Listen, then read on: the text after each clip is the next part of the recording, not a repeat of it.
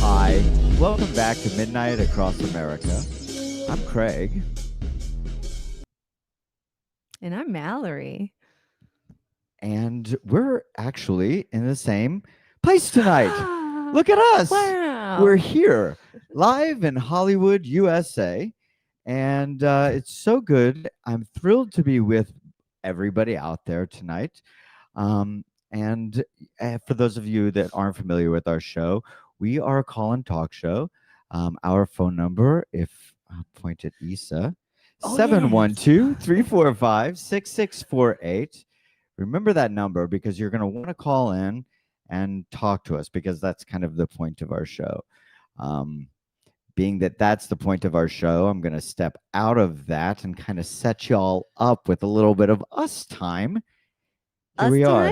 Here we are. Oh, okay, we've I been know, it hanging feels out. good. But yeah, it feels good to be doing our show in the same place together. I know. And like at a significant location, Yeah. significant to us and our show. Yeah.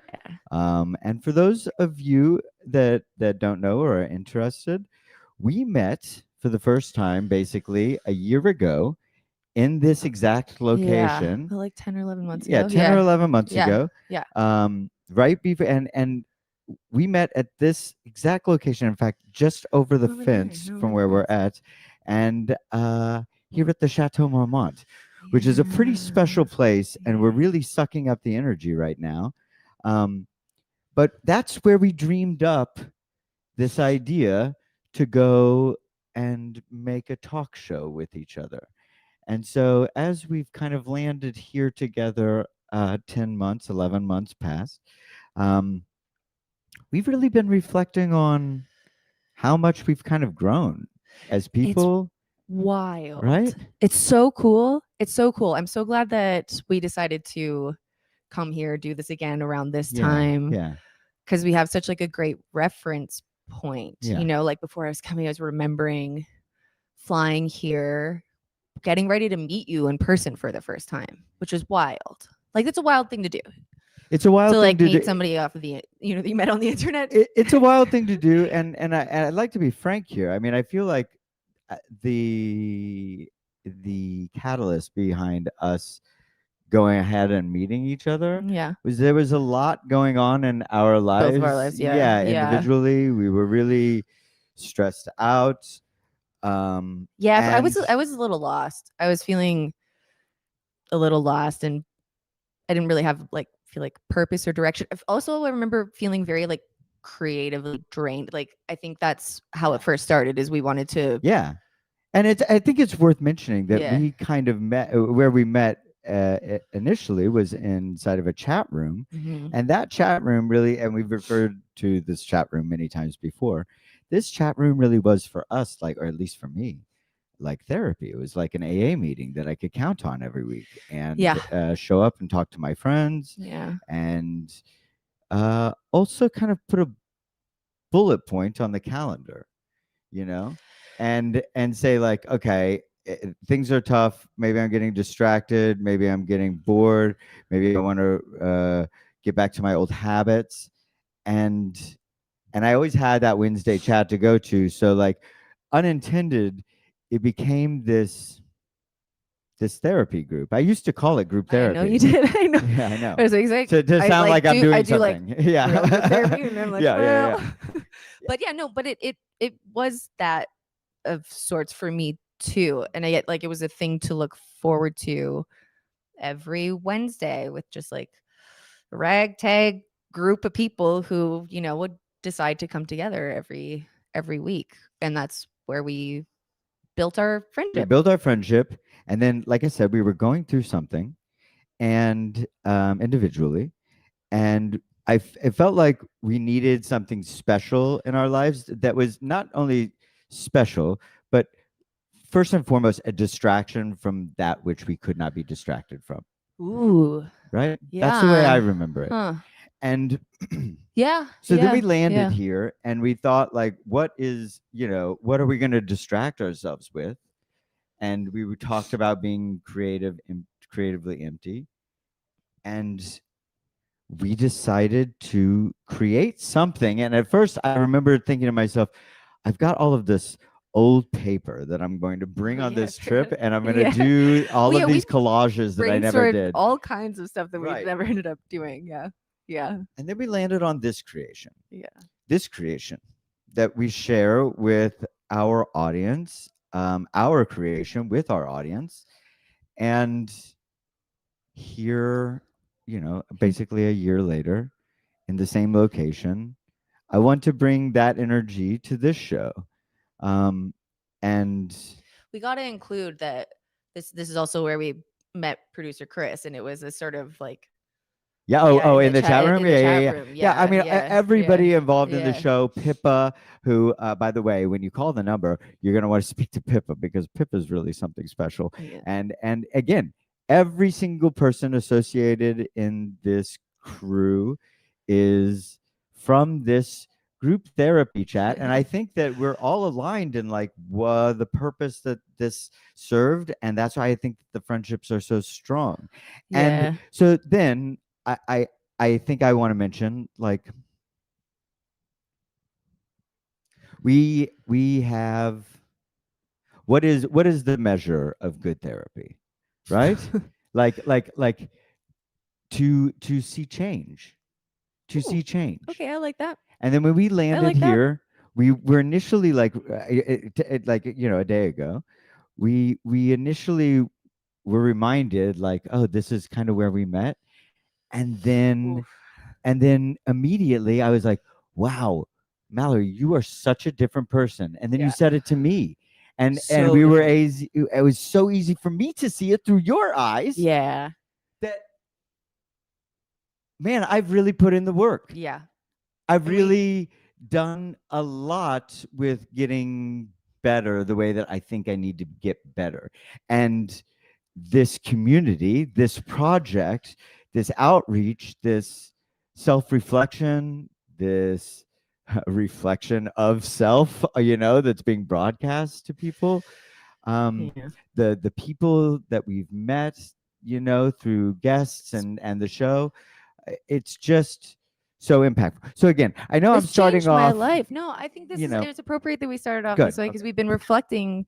So it's been impossible not to again because we have like a marker that's tangible of like what it felt like the first time we were here a year ago. And yeah, everything feels so different. I've grown so much. You've grown so much. And we've worked really hard to do that intentionally together with Chris too. And I mean, and everybody that we've been working with. And um, while we're in this, I want to say like it's changed my life in ways I couldn't have imagined. So what I was going to ask you, Yeah. what is the thing that you feel like you have changed or improved on the most since we started this idea? Oh, the most. Yeah. Um, could be a bit of a word salad. I'm thinking like boundaries, seeing myself, not making myself smaller, allowing myself to be seen. Oh,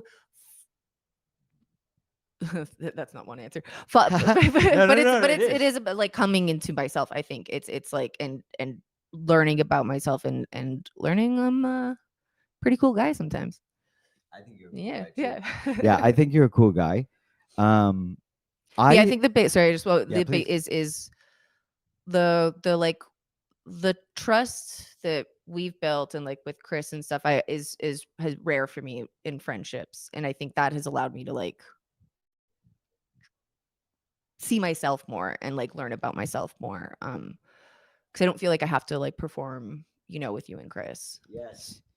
Yes. Yeah, I but and was that's like huge. yeah, I think I have I have learned. Okay, can I answer the same question? Please do. Yes. Um, I think that I'm more sure of the things that I can be sure of, but so I'm more confident, but also that confidence is attached to, and I know that I've mentioned this before, knowing that there are things that I can't understand in the world. Can you Okay. say more about And that? Yeah. becoming like okay with it, or not becoming understanding that there is a reality that I am just not privy to through my world build. Okay. And that has lended me so much growth, and I don't think that it would have come out of I don't think that it would have happened had I not had this trust and vulnerability. And, there have been difficult moments where there were things that we were like Missing each other missing on. each other Yeah. on, Yeah. where in any other type of relationship, I've caught myself giving up, running away, Mm. uh, uh, sticking up for what I thought was right, Yes. Yes. as opposed to understanding and uh, really respecting somebody else's perspective, even though it didn't Make feel right to me. And then I saw that it didn't really affect me in a negative way. In fact, it proved to me that I can show up for people no matter where they're at. Yeah. It proved to me that my friendships aren't um, my partnerships aren't built on, what am I trying to say? Transactions. Aren't built on transactions, but aren't built on them being comfortable with my world. It's in fact uh respecting the people that you care about. And that is a Yes. feeling. Oh, maybe Yes. that's what I'm Ooh, saying. okay. I've learned The how to respect. feel. Yeah. Have you been Yeah. feeling at home? Do you feel at home? Have you recently learned how to feel? Does anybody understand what I'm saying? I think the respect thing is I don't want to let that go too, because it's Yeah. that's been a necessary part of the trust building. And I think, I don't know, is it hard to like truly respect you? I don't know. I think this is something that I'm coming up against, is like, It is. it feels like it's hard. It is hard. Yeah. But shouldn't there be a high bar of respect for respect? Um, what do you mean? Like, shouldn't it be hard? I recently had somebody Wait, yeah. why? Well, I mean that like there has to be an effort. I had a friend recently tell me that Sure. the biggest growths that they have in their life is something that took effort. Right now, let me be specific because I think this is kind of funny. I was speaking with a shaman, and she was talking about doing like she does a bunch of ayahuasca ceremony, Mhm. and this particular ceremony that she was doing was like, I think it's in Peru, and they put bee venom in your eye, and it's like the most painful thing that you can imagine. Ugh. Right. So I said, because I thought I was being like philosophical and hip, I was like, why do you think that you have to feel like the harshest pain? Like, is it the best psychedelic experience, or is it just because it's so painful, like you're giving it that reverence?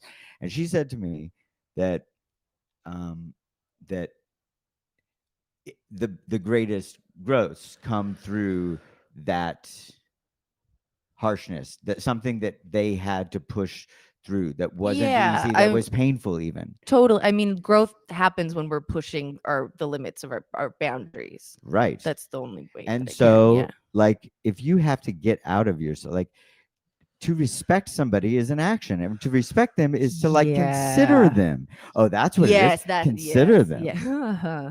Yes. A part of that, like, I witnessed your journey in sort of going from You I like have. I and You I like was have. a part. Yes. I'm not saying I was I'm responsible gonna for keep you on drinking shifting. water on camera. I'm gonna, Thanks for letting the folks know that. Is it okay if Craig drinks water? Um, Well, I experienced that with you of, at the beginning of our friendship,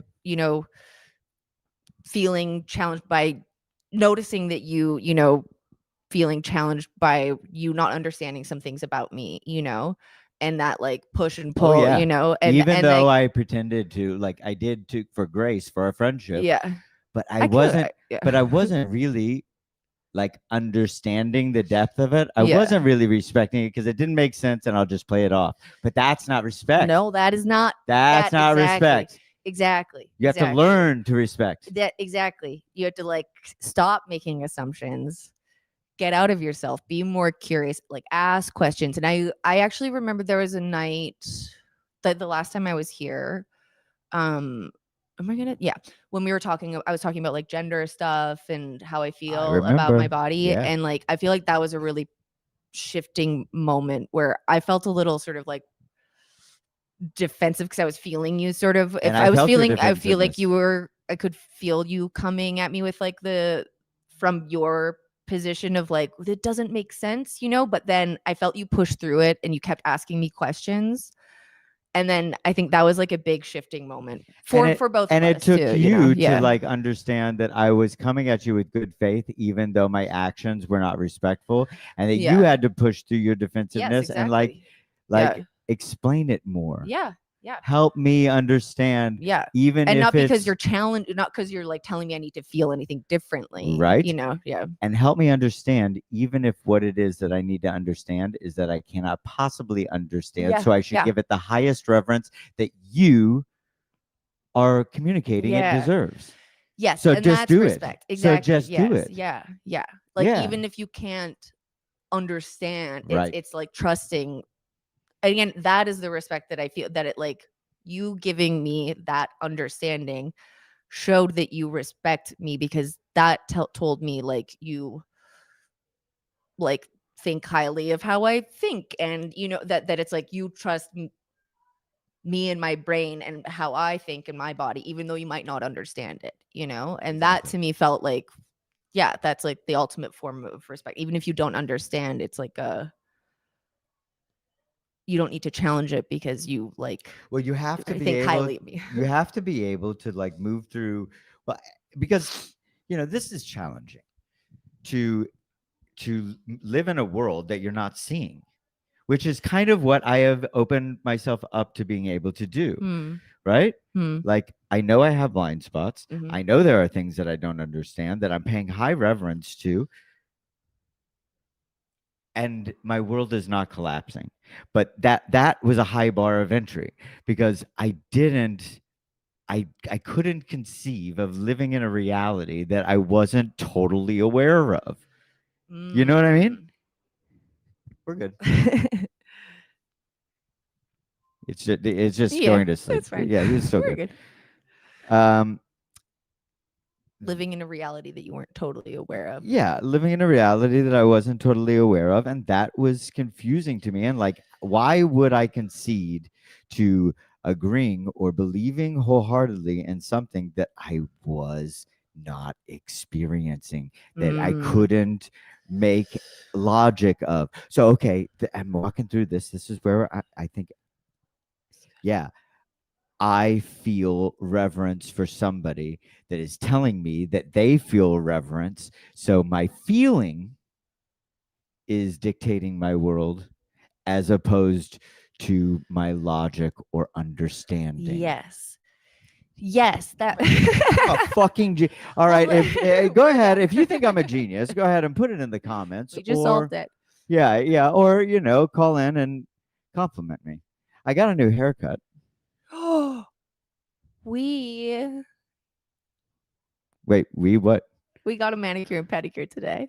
Oh my god, we did get a manicure and Those pedicure I was today. like, should we just do that hard left turn? Yeah, let's do the hard left.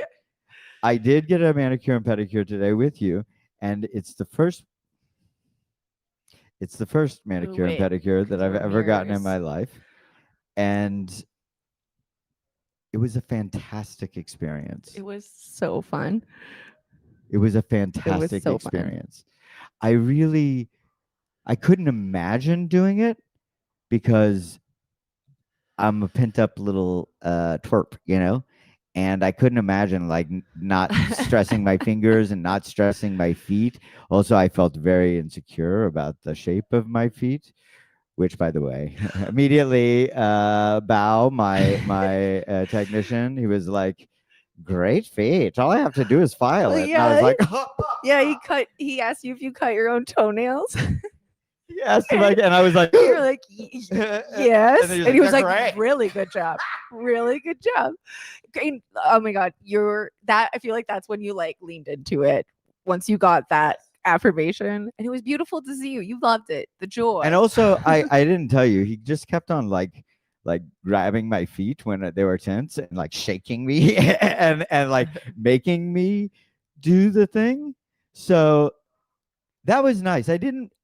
I'm, again, like back to what we were talking about before. I'm learning to like let go of control. Mm. Yeah, that is a part of, yeah, that absolutely. And again, Yeah. like this is another, like it sounds, really shallow or whatever, but like that was a real growing experience for me It today to was. get a manicure and It pedicure. was. It's audacious or like whatever, but like I'm learning how to be in my body and let somebody do something for And like like to because it. like you had to put trust in A them. stranger. Yeah.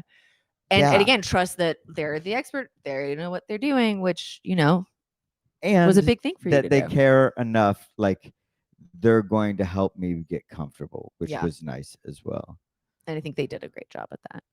They really did do a great job. Are you going to show your feet now or later? Should we say that for My third feet, hour? my feet are in. Oh, my ankles are. Oh, they've been in. Oh my gosh. I Okay. didn't even All see. right. Oh All yeah. right. All right. Never mind. Chris is yelling at me. I don't know. I feel like,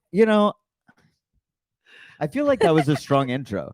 I went hard, and maybe now is the time for a little bit of Hi. breath. So She's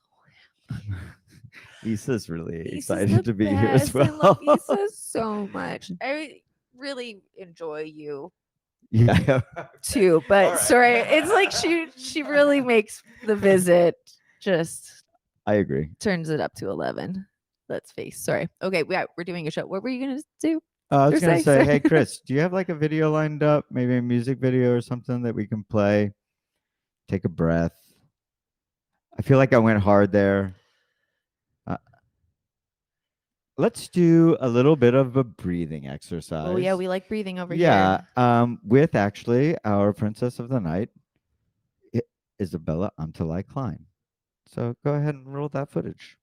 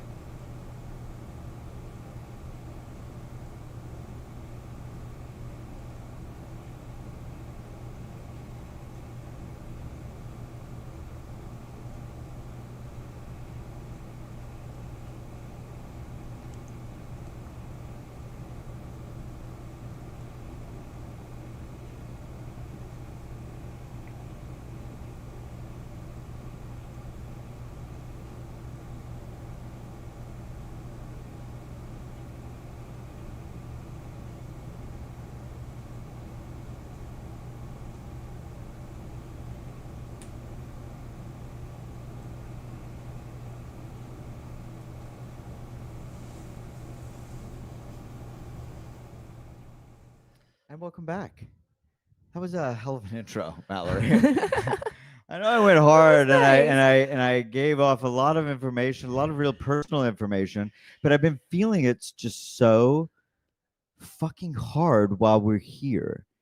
And I guess I was, as I said in the pre-show, I was going to do this intentionally, unintentionally tonight, and that's where my heart was. So that's where it went. I liked and it. and I do believe that we have a caller on the We line, do. which is the most exciting Very part of the show. exciting. Chris, can you go ahead and patch that caller in? It's a toll-free call. Toll-free call? Oh, that's incredible. That's exciting. What does that mean? That they're not Payphone? That they're payphone or they're not in. Okay, well, whatever. Or they're not in the United States. Chris, go ahead and put that call through, please. Caller? Hello? Caller? Hello. Hello? Hello. What's your Hi, name? Craig and Mallory. Hi. Hi, caller. What's your name and where are you calling from? I am calling from Toronto, Ontario, and my name is Kyle.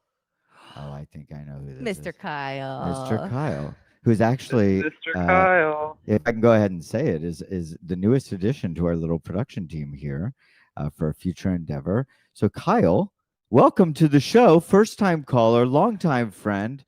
What do you have on your mind tonight? Well, I have you two on my mind. Aw, I Give it to me. would love the intro to the Yeah. show. Thanks. And it had me thinking about something in my life about where I'm learning to make space for someone in a new way. Great. Okay. Would love to hear Yeah, about give it. us more of that. Yeah. Okay, so I have a lovely older brother, Mhm. and he recently has started to explore his mental health a lot. He's been sober now for over 2 years, completely sober of alcohol, which has been great. It's been life changing. Wow. And so that's kind of he's opened up. It's like getting to know a new person. So that part's been easy Yeah. because it's just like, welcome back, bro. That's Sure. been nice. Wow. But there's a new person that's emerged there, and what he's discovered and what has been like beginning to be figured out and diagnosed is that he's like pretty autistic. And it's been this whole new journey of like, it's interesting because I think I've always like, there's so many things about him that I've held space for in a way that Craig, kind of like how you were saying, of like, Mhm. you can't just like be like, I guess I'll put up with that and not think about it. And that's not really holding space for someone. It's Right. just kind of being like, Right. this is something that I deal with someone. But now that we have a language for it, we're able to come to this new level of understanding where I'm actually like, oh, like that's not just this fucking thing that you do. This is like, Well, can I this can I is pause like you right there, Kyle? who Because you are. because I Yeah. think okay, yeah, thanks. Because I think that's actually an important thing, because when we're kind of just like letting these things go, at least for myself, and I'm curious if you felt this way too. I feel like I'm going above and beyond. I feel like Ooh. I'm doing Yeah. the best thing. I'm so enlightened. I see you for your like unawareness, delusion, whatever. I let it Okay, go quirky for guy. you. Okay, quirky. Yeah, Yeah. right. Yeah. And meanwhile, we're like lying to them, lying to ourselves Also, about how that's real we so, are. oh my God. I'm so glad that you said that because, like, being on the other side of that, it is the worst energy. It is the most offensive, gross energy. If you're sensitive to energy, I can always feel when it's like a patronizing, placating. Right. That is always indicative Yeah. of like, are you actually listening to me or trying to learn about me or respecting me? I don't think so. And that creates resentments and insecurities. And where defensiveness. you and, can't believe when somebody is coming at you in good faith. You put up all of these walls. So again, I don't mean to Yeah. get totally off track here, but I did want to pause for that and kind of respect that. Yeah, no, I mean that's what I want to talk about. I think Yeah, that yeah, please. it's like, because it's like Mallory, you're right. Like on the other side of it, it must be that way. Like if I've been less often and maybe in different ways that it would be a whole tangent to talk about. Like, I do understand what you're saying on like an empathetic level, but like in this regard, like I'm the one giving that energy, but from at the same time, it's not like, and it's like what Craig said, it comes from a place of insecurity. And for me, like I can identify that like as we're moving past it now, that like it's from a fear of me going like, I like I love my brother and I think he's really smart, and I've related to him and related a lot of my life to how intelligent and clever and like genius I consider him. And so for him to be like, well, actually, I'm fucking autistic, like that's a scary thought for me at first. It was, you know, and so there's all these blocks and that I have in my mind, and I think that is this is like a big broad thing that we get to put labels on it: autistic, not autistic, like all these things. But it goes down to a more granular level of like what you two are talking about, coming together and just gelling together as a team, because I think that's the thing that I think about when I think about you two, and I relate this, is that me and my brother have always been a team, and we might not have ever really been operating at the highest possible level until we've come to this point now, sobriety, and then understanding like how crazy we both are. You know, like, and I think that like, that you know, like that's what it is. We're both fucking weird.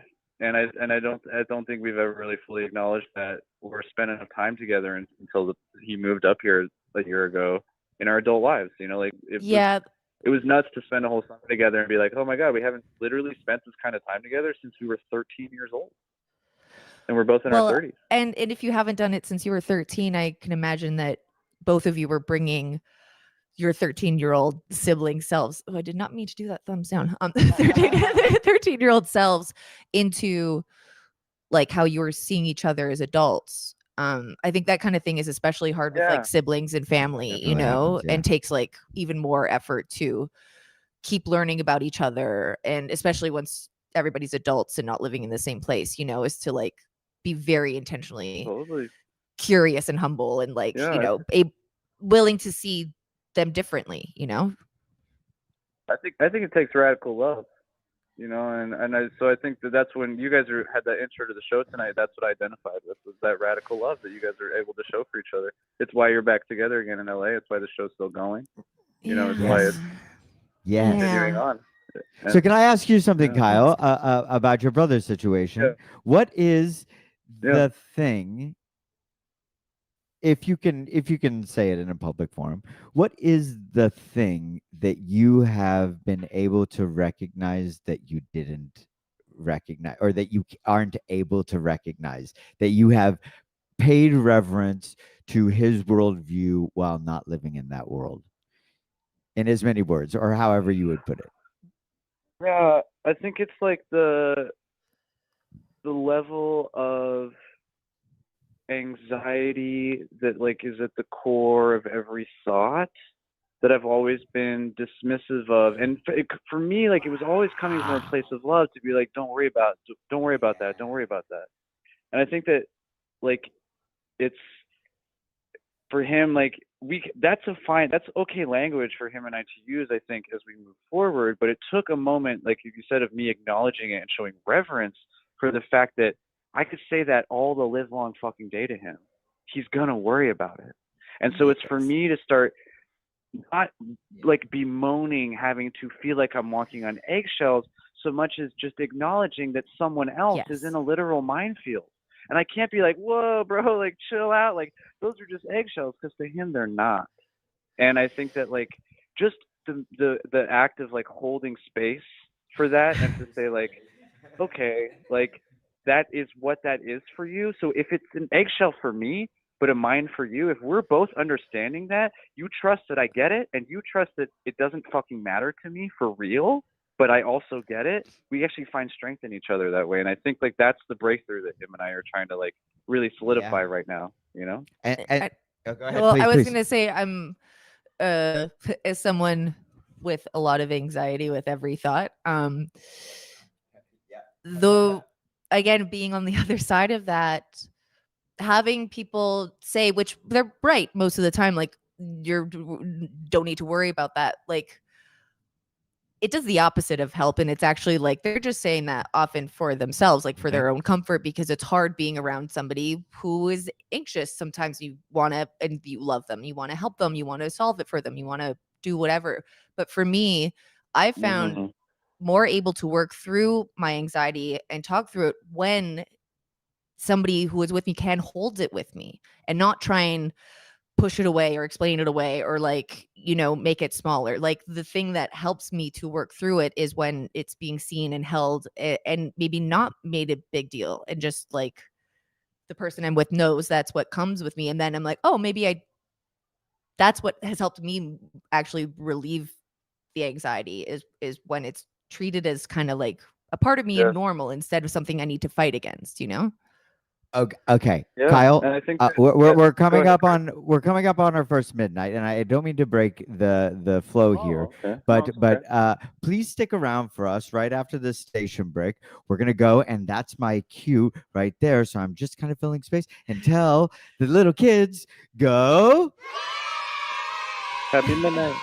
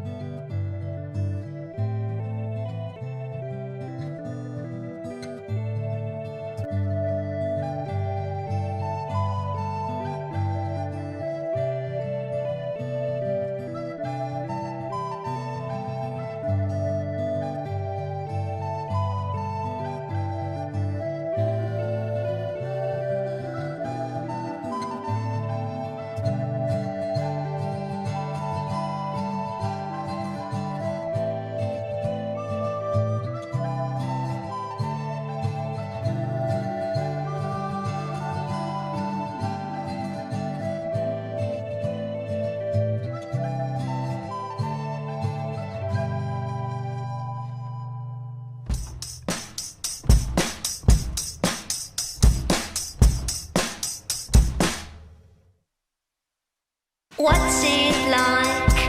Built in a lifetime with someone that you love.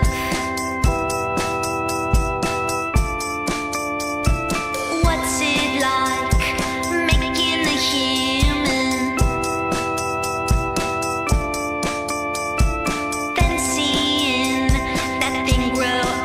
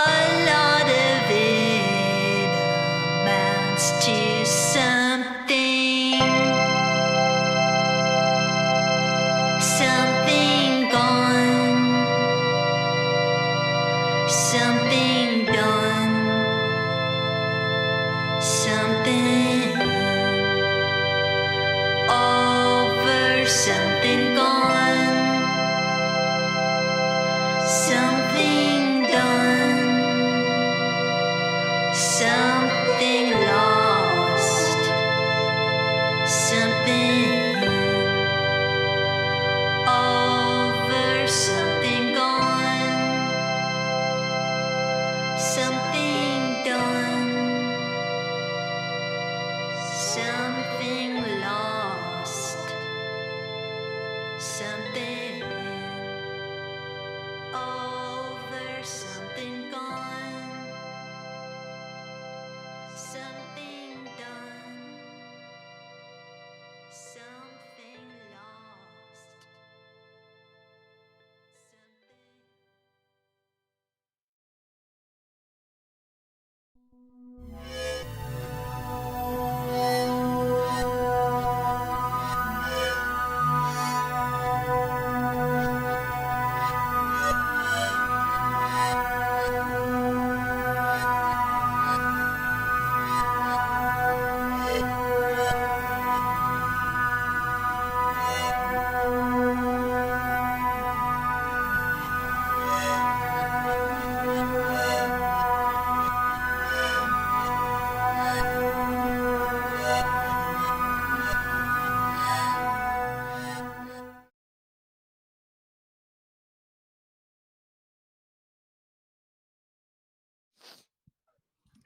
And welcome back to Midnight Across America. That was Tabula Paisley with a brand new single that's out on People's Coalition of Tandy.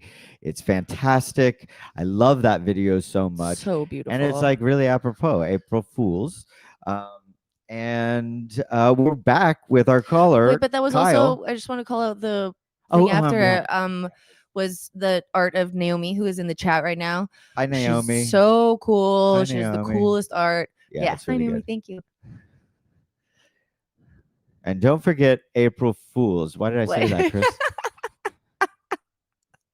Because it's a very special birthday. What, Pippa's birthday? Oh my God! It's Pippa's On birthday. April 1st. Yeah. Also, Ed Nether. Ooh. Oh, wait. Mystery is. Oh, I'm so glad I'm the birthday guy. Mystery is in the chat. I think it was Mystery's birthday, April 2nd. Happy birthday, Mystery. I hope it's okay. I'm like, blowing up everybody's birthday spots. Yeah, over do here. it. Yeah. Blow up their spots. Happy Who birthday. else There's is the around this balloons. time? Yeah. Okay. Anyways. And we're back with Kyle, who's our caller, and we were talking about giving grace to people's feelings, even if you can't understand it, and giving them as much reverence as they're asking you to do for them. And Kyle, Mallory, what I was Yeah. going to ask was, it's a two-way street. So Kyle, respect for you doing it for your brother. And what does it feel like when the nerd, your brother, for instance, right? How is he showing up for you, knowing that he can't understand what you understand? Like for me, like that we have like different understanding. Well, I mean, that impasse that you were having, I would say to get to the bottom of it, you have to have respect on both sides. So, like, it's a two-way street. It's not just on you. Have you felt like him learning about you more in similar ways, you know? I see. Yeah, I think that I've had another bit of reverence, and yes, and I'll get to that, I think. But like first off, I want to say like the reverence that I've like an additional bit of reverence, which is a great term that I think we can throw around here, is that like for him to ask me and to approach me practically with all these great resources and ideas about his identity and like thoughtful introductions to the concept of who he may or may not actually be shows that he has given a ton of reverence to who I am and given it a lot of thought, because he wouldn't, I wouldn't, like, we wouldn't be in the race together if he didn't get me to the starting line, I think is a good way to put it. And so like, yes, I do feel there is this level of respect. And I think like for like where I'm feeling too, where the learning is happening, maybe a good example, I think even happened today while I'm like still thinking about it. And I don't mean to talk too much because this is your guys' show, of course, but is that it's your show. there was there was a point where today we were planning something that we're going to do together, and I had a migraine, and I was just like having too much, and he was being very like worried and anxious about like how I was feeling, and I had to be like, hey, like you're actually like making my headache worse. Like I know and I respect, and now we get it. Now we've reached this level of understanding. So like now you need to understand that in this moment, that's making me really anxious.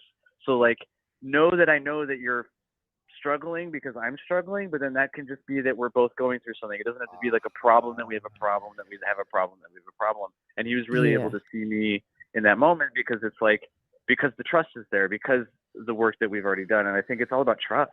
And I find that in like most of my relationships, as I've done a lot of growing over the past 4 years, and not all your listeners know my story, but like you guys know me pretty well. And I think that I can say firmly that I've grown a lot in the last 2 years, a lot in the last 3 years, I think even, you know, like in this radical, rapid way. And so like, I think that like, that has been all about me trusting myself and then giving that trust out to other people, and like trust and reverence go hand in hand, because when you feel held and respected and loved, like that means that you trust that you can be respected, yourself. loved, yes. Yeah. They go hand in hand. Absolutely. Absolutely. Absolutely. I don't know. I mean, we have you here, and I think that your come up story might be something interesting to our guests, and maybe something that you would like to get into. Do you care to indulge like this growth that you've had over the 2 years and the story around it, please?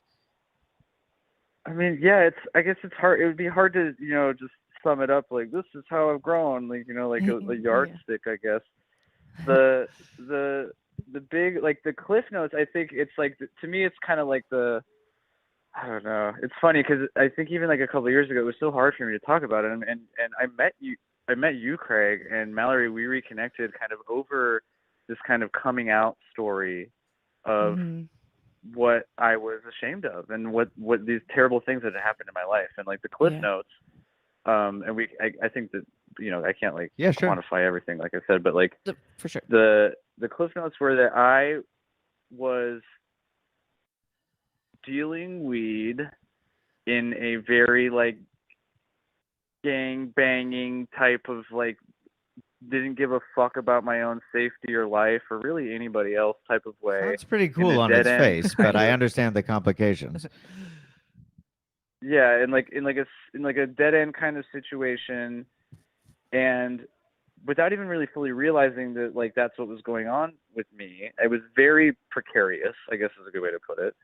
And I was dating someone who ended up really deeply betraying me and hurting me and destroying my life and causing me to have to leave the country and flee. And I came up to Canada and was definitely at my rock bottom. Wasn't sure what I was going to do. Started working in production as just like a production assistant driving trucks. A few months, like a year after that happened, and things were going pretty well, and I was kind of starting to feel like a bit normal again, but still like, I don't know if I can keep doing this. My sister died of an overdose, an accidental overdose, is a lot. and so this is all like, you know, I'm still recovering and realizing that I have PTSD from what happened in where I used to live, you know, and of course, then my sister passes away, and that's a whole crazy, you know, 2-hour tale of like, even like the night that went down. It wasn't just like someone called me, it's like this happened. It was like I was front and center for that, but like not there, you know. And so that rocked me. And then I took 2 months off of work in a way that I'd never done in my life, where I just like sat there for 2 months and kind of just like was able to chill out. And I realized so much about like how hard I've been pushing my body and my mind and my life. And my family got together for the first time all in the same room in over a decade, you know, and just to say goodbye to my sister. And I think like that was life changing. And then as soon as I came back from that, I started looking upwards at work and trying to become a production manager here in Toronto and freelance. And that's a huge step and a difficult thing to do. And so I started working my ass off. And in the middle of that, my brother had to move up here in an emergency situation because of what was going on where he was staying after he had gotten sober. Oh, it's my And he had been in sober living, and a bunch of really crazy things happened that caused him to have to immediately come up here and move into my studio apartment. This is last year, and we've lived 4 feet from each other in like a dorm room situation for 6 months while he was getting on his feet. And that's what I've been going through. And so like for him and I to go through all this and experience all this stuff, and like when we go to the start of the story, when I was in jail, in prison, and having to get out of the country and leave and run away from this person who was hurting me and trying to destroy my life, my brother was blackout fucking drunk every night. And that was only a few years ago. Like, and that feels like almost yesterday when I think about the context of all these things. And now I have this guy here with me who's working with me in production, who's a coder and works remotely on a full-time salary, and like is like so genius and smart and wonderful, and we're reconnecting our relationship. Like, that's part of the reverence, you know, that we have for each other, where we go, wow, like we have moved mountains to keep our heads above water, and we're both still here. So we better figure it out. Wow. You know? Wow. Wow. Wow. Wow. That's a come up. So that's the clip. Yeah. That was like I mean, thank you so much for sharing short that. novel. Kyle, can I ask because I know he's like, I've witnessed some of the growth, I guess, and you've shared some of it with me, and I'm wondering, like, how did you know to do the work that you've done? Like, did you ever do therapy? Did your brother, like, who, you know, because the kind of like work and growth that you've done, you know, I feel like it's hard to know you have to do it, you know? Oh, that's good. Yeah. I think for me, I think, yeah, where it started was when, I mean, it's crazy that it's all, but it's so connected. That's a great question, because I think it really connects all the stuff. Is that like when my ex went manic and like actually like had like multiple very scary, intense, violent, psychotic breaks, I was so devastated and so shocked. Like, I loved this person. This was like someone who I saw myself with, you know, like all of a sudden it's totally fucked, you know, and what the hell? But the first big psychotic break happened when my sister, who passed away, was there and met her for the first time.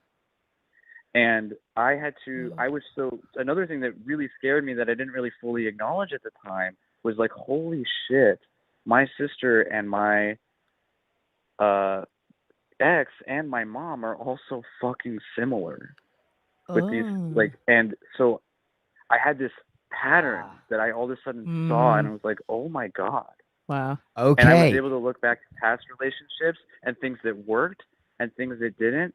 And the person who saved me from that first psychotic break, my friend who came and pulled me out of the mess and got her to the hospital and like me into a safe space and held me while I was like shaking and like all that stuff, is someone who I've known for my whole adult life, and who is someone who's a functioning and healed bipolar person, like who doesn't take medication, but like is a business professional who like has like learned how to cope and like live with their life. And when I knew them, they were still pre like hospital run, you know, like it was like, so I knew them when they were fully bipolar, and we also used to date, and it was part of the pattern for me. And so I was like, oh my God, like it just all became so clear. Like, I need to fix this. I need to acknowledge. And when I started doing the work, it came from a place of the therapy that I had done in the past, which was my anger issues.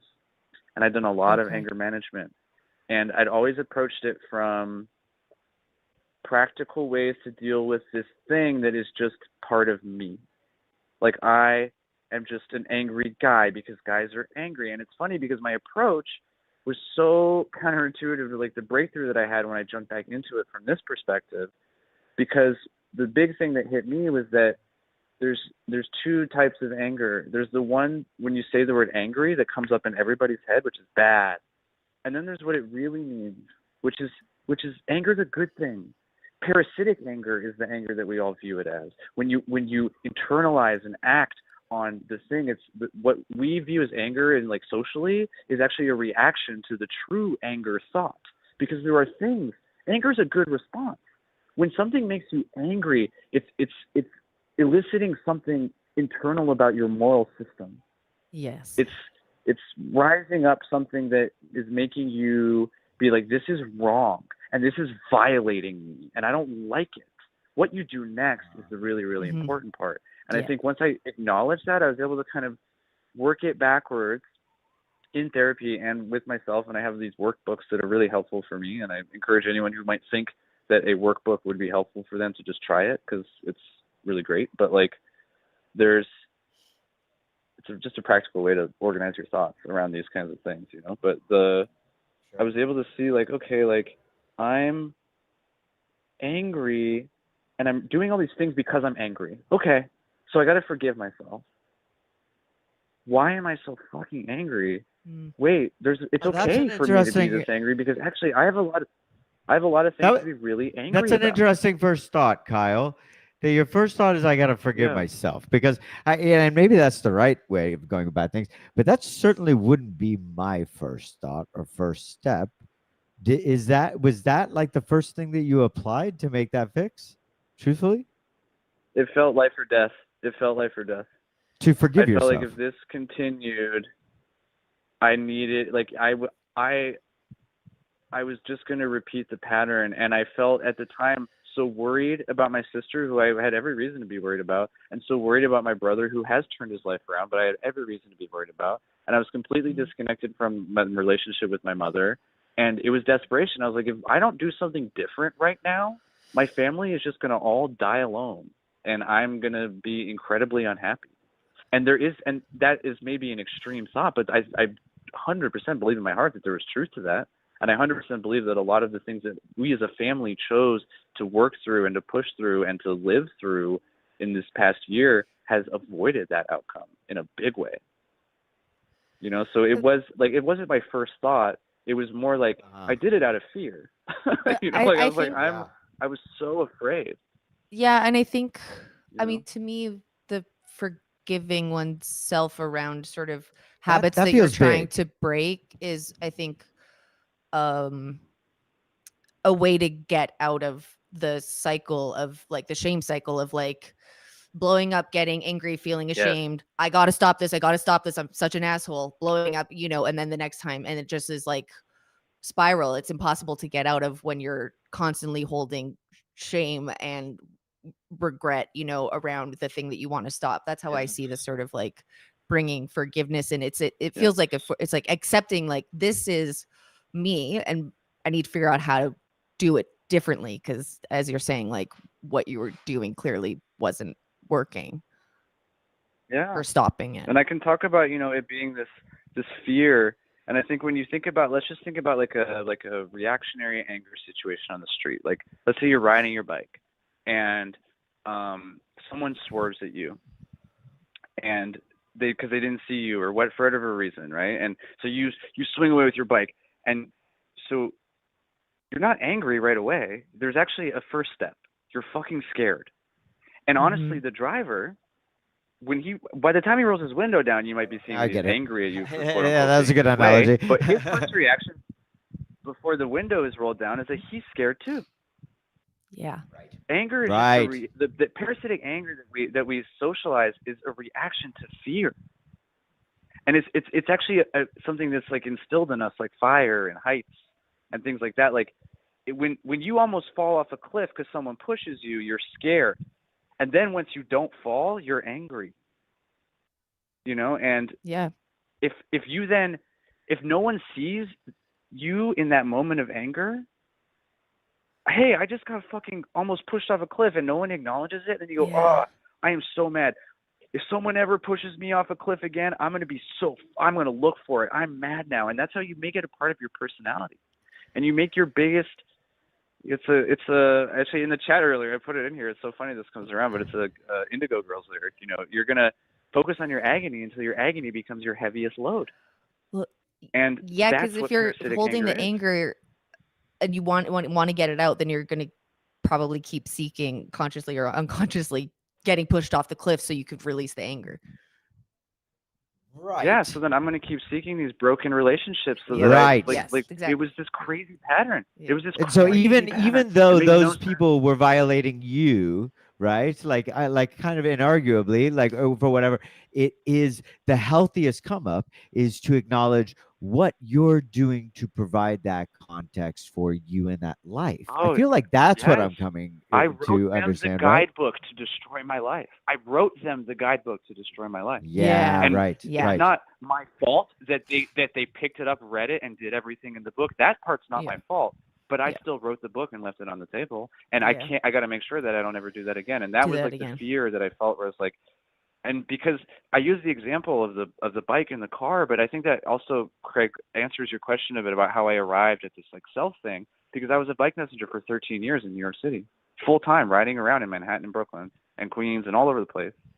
And that is a crazy lifestyle to live, and that's a whole other episode that we can talk about. But the zen that I had to reach How to many survive episodes those have we got 13 with years. Kyle now? Okay, I didn't mean to cut you off. I'm sorry. So you're a bike messenger, Yeah. and I missed that last. Yeah. No, but to the zen that you need to survive that long in that job, and the levels of understanding that I had to come to be able to have that anecdote of that the driver. It's like what do they say? Like the spiders are just as scared of you as you are scared of the spiders. Oh yeah, You know, like, and that's that true. that was a come up for me when I realized spiders were scared.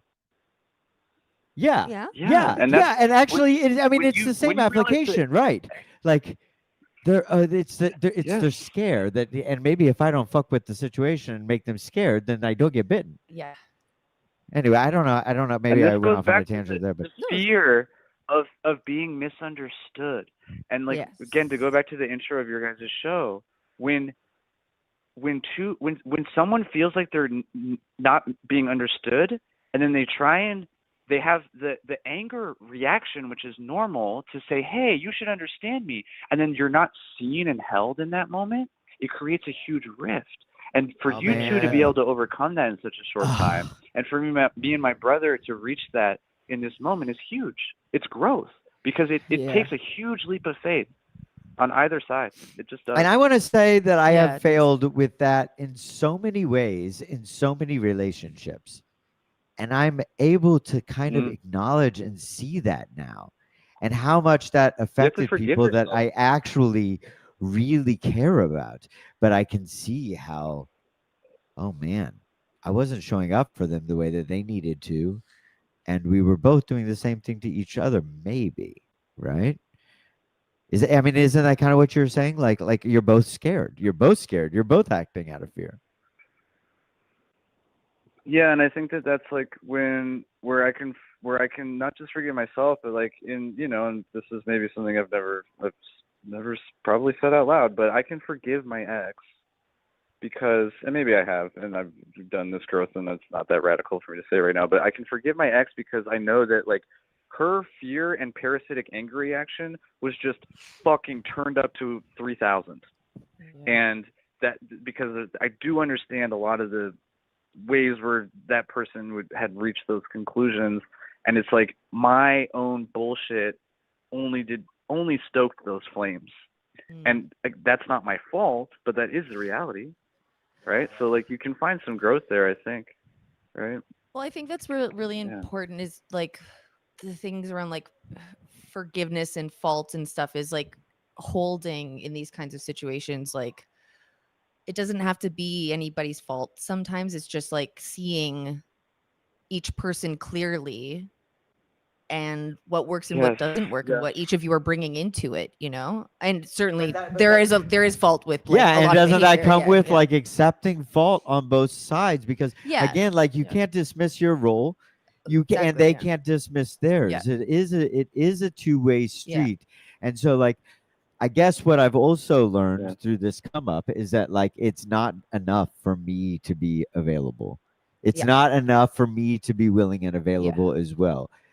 They have to too, and that's okay if they're not, but like that can be something that I give grace to if it's not working out. Yeah. You know. And I do want to say, just to make clear with what happened with me and my ex, who Yeah.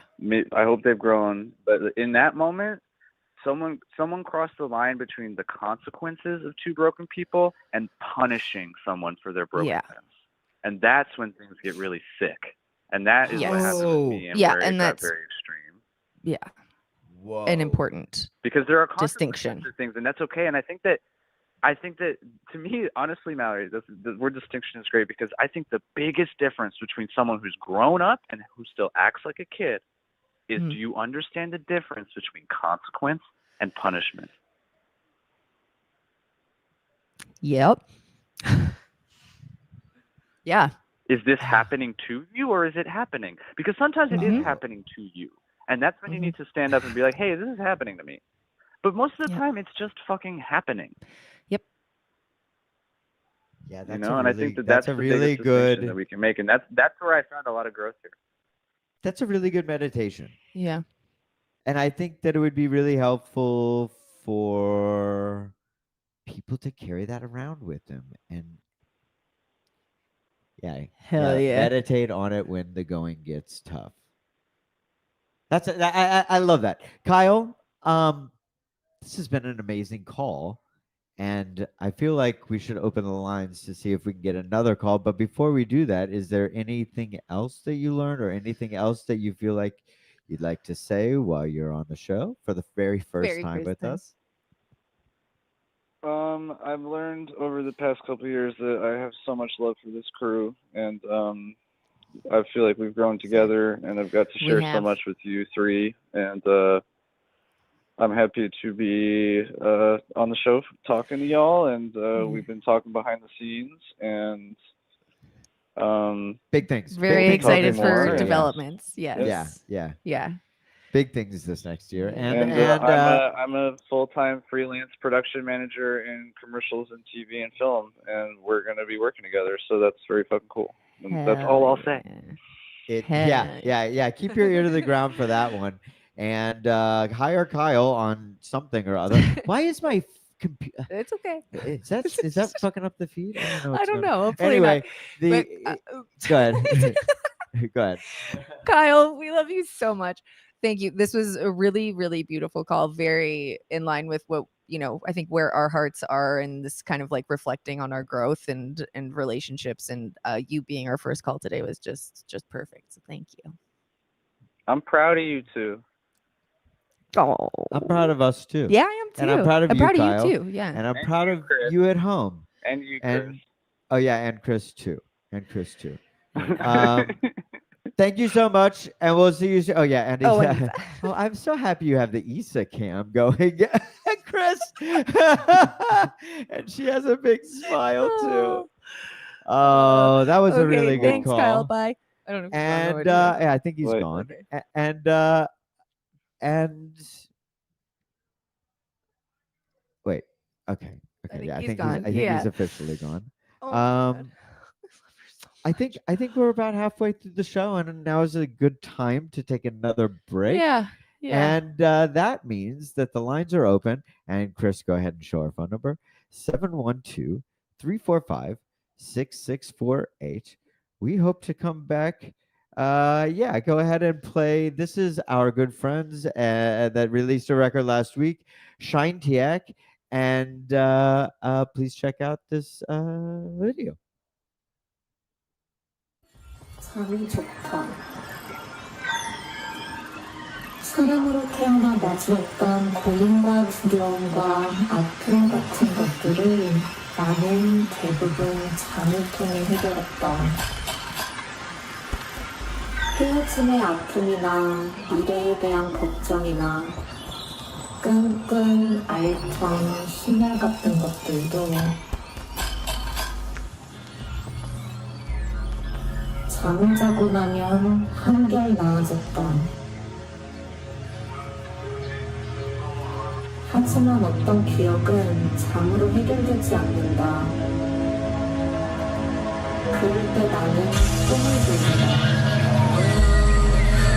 누군가에서 딱히 특별한 의식이 있는 것이 아니라 그냥 잠이 들 때까지 한 가지 생각을 계속 떠올리는 것이다.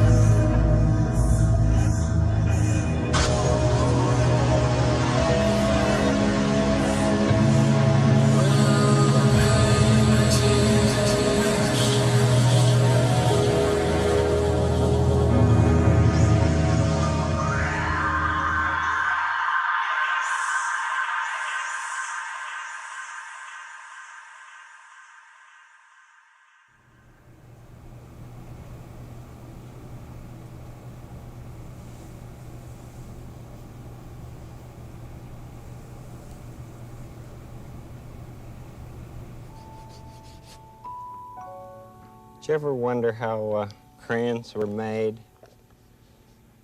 I've often thought about people making crayons. I'll do some more of this later, but I'd like to show you some people making crayons. Let's come along. I have a film of it here.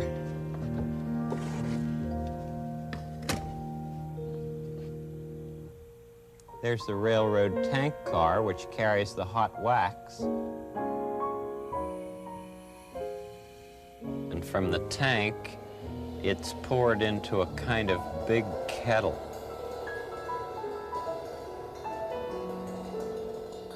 This is a kind of powder that makes the wax hard. And then after that, people put in the pigment, which is like colored flour. This pigment is yellow, so it's helping to make yellow crayons.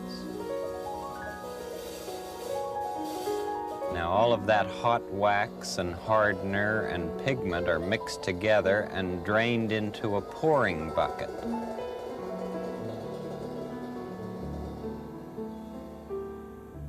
This is a mold for lots of crayons. Each little hole will be filled with the colored wax. See how they pour that in? It's kind of a double bucket.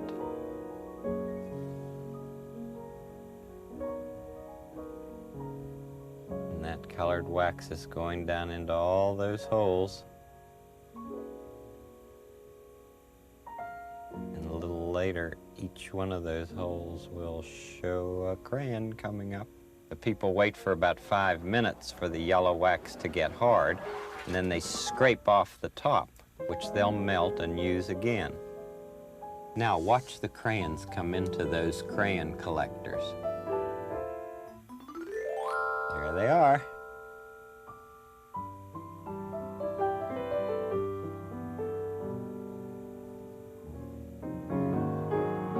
Look at all those yellow crayons.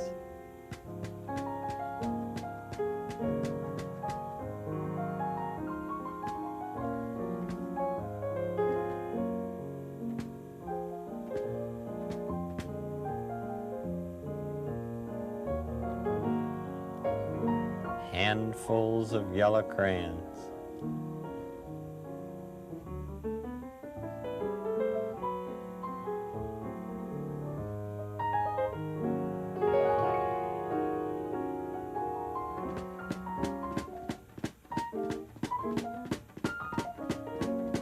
Can you imagine what this machine is for?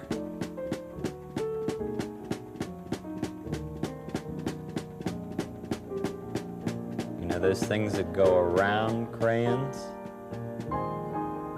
those are labels. Yes, so this is a machine that puts labels on the crayons.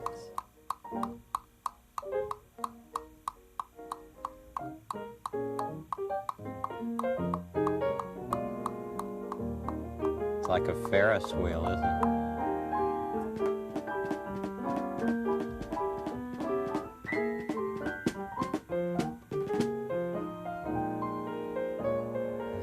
Have lots of rides.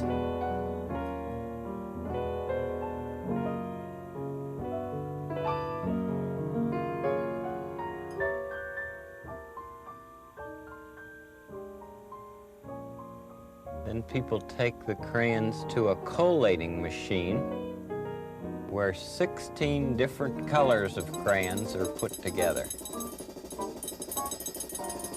Look at all those colors.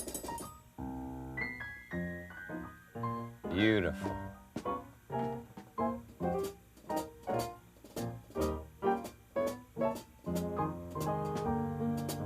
And each one of them is mixed into a little box.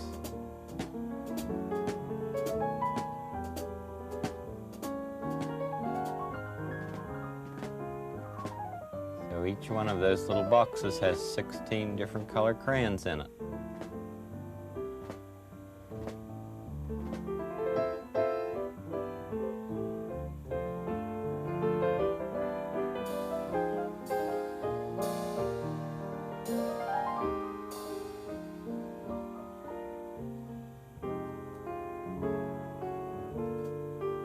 more colors in more little boxes.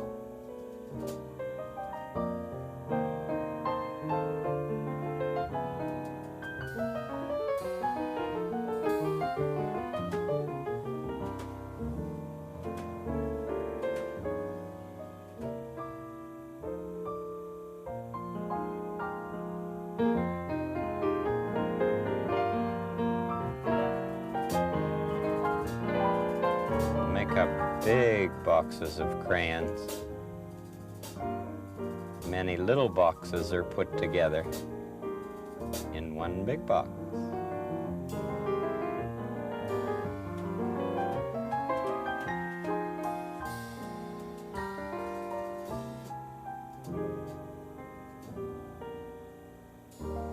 Then they're all put into the big shipping box.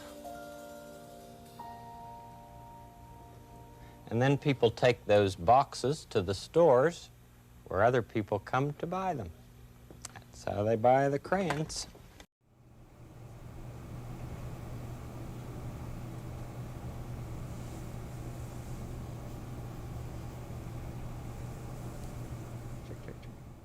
It's very charming to me the way that Mr. Rogers says crayons. Similarly to the way it's charming for me that Canadians say pasta. I wasn't digging. There's other things that don't make me so frustrated to be called out on how I said pasta. What did I say earlier today? It was like bag. Big, Bagel, big, bagel, big, bagel, bagel, yeah, bagel, bagel, bagel. bagel. Now I don't know how I say it, but anyways, yeah, crayons. That was a really good call from Crayons. Kyle yeah. as well. I'm yeah. I feel like we put that energy out there in the beginning, and then now it's Yeah, like it's nice to receive. yeah, yeah, and that we're on the same page with Yeah. people. Like yeah, and I think that we have another caller as well, which is exactly what we're here to do. And caller, are you there? Oh, okay. I'm sorry. Gab for a minute. We're supposed to vamp. I don't know if anybody can hear all of the rambunctiousness there's a that's big going on. Party. Yeah, there's a lot of parties happening around us, and they were playing Oasis or something earlier on in the no, wait. Weezer. Oh yeah, Weezer. I get Weezer and Oasis. That's weird. Mixed up a lot. They're pretty different. They were singing "Say It Ain't They had So." similar haircuts. I don't know. Caller, are you on the line? I am. Hi, caller. Hi, Welcome to the caller. show. Welcome to Midnight Across. Oh wow! Welcome to Midnight Across America. And caller, do you mind giving us your name and where you're calling from? This is Zinzi calling from Ojai, Southern California. Zinzi! Oh, Hi. Zinzi! Oh, we yeah. Well, we know that we've been missing each other. We tried to make plans, and you were in Texas, I think so. Anyway, I don't want to give your itinerary out. Zinzi, how you doing? What's on your mind tonight? I'm good. Yeah, I was just like checking in on Instagram because I posted. They had no problem like taking my money when I wanted to like boost my my post today.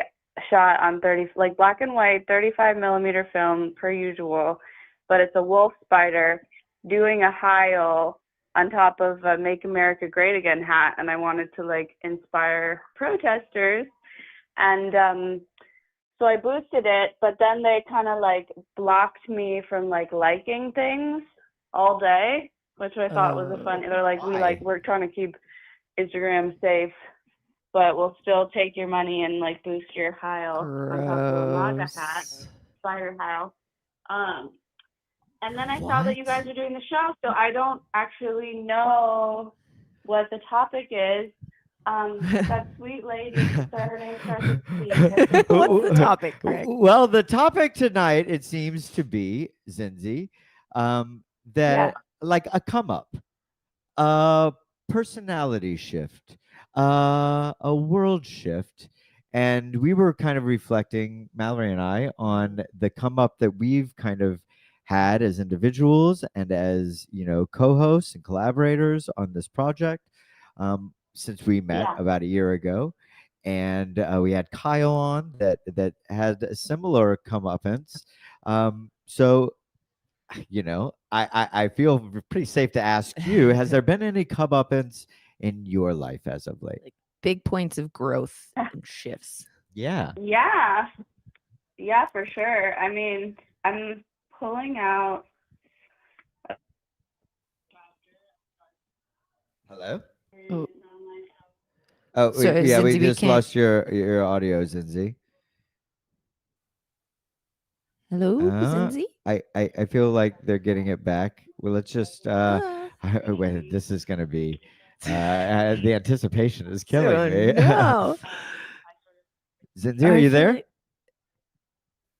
I think that your As signal soon as might be I, bad. answer them incoming. Oh no, she's talking, but I don't know if she can. Oh, Zinzi, do you hear us now? Yeah. Are you in a washing machine? I'm back. Is this better? This is Mm. much better. There you are. Thank you, Zinzi. So Zinzi, I think you heard my response to our theme. Do you have a comeuppance as of late, or that's on your mind? I'm coming out of a dark chapter in I was very enmeshed with somebody who I consider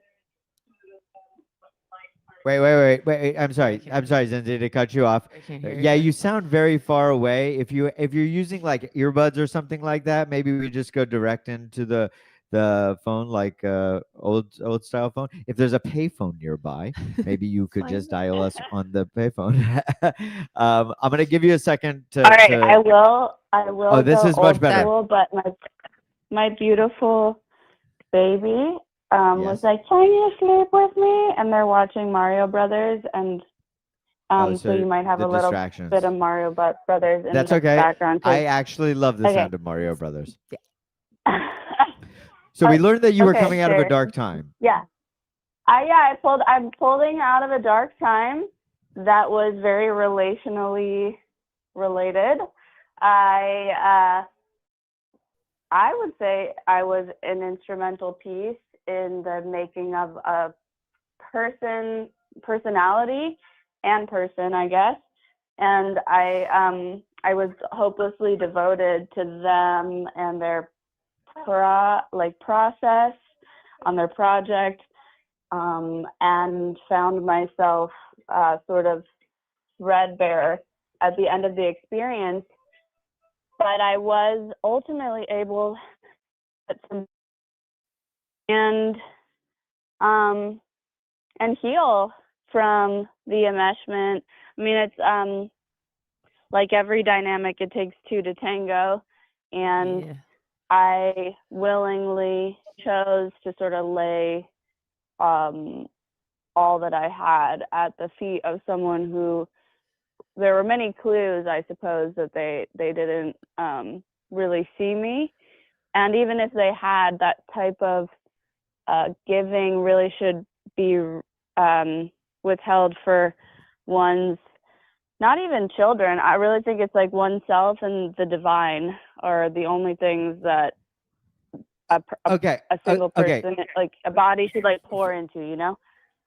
Forgive me, Zinzi, for like jumping in there, but I do want to kind of back up, because it I would like to get into maybe the details of the come up, the situation, and if it's something that you can't be too specific about with names or like likenesses or whatever, can you explain kind of the details of the relationship, or maybe what The you've learned that enmeshment. that wasn't going right, and then how you were able to healthily break away?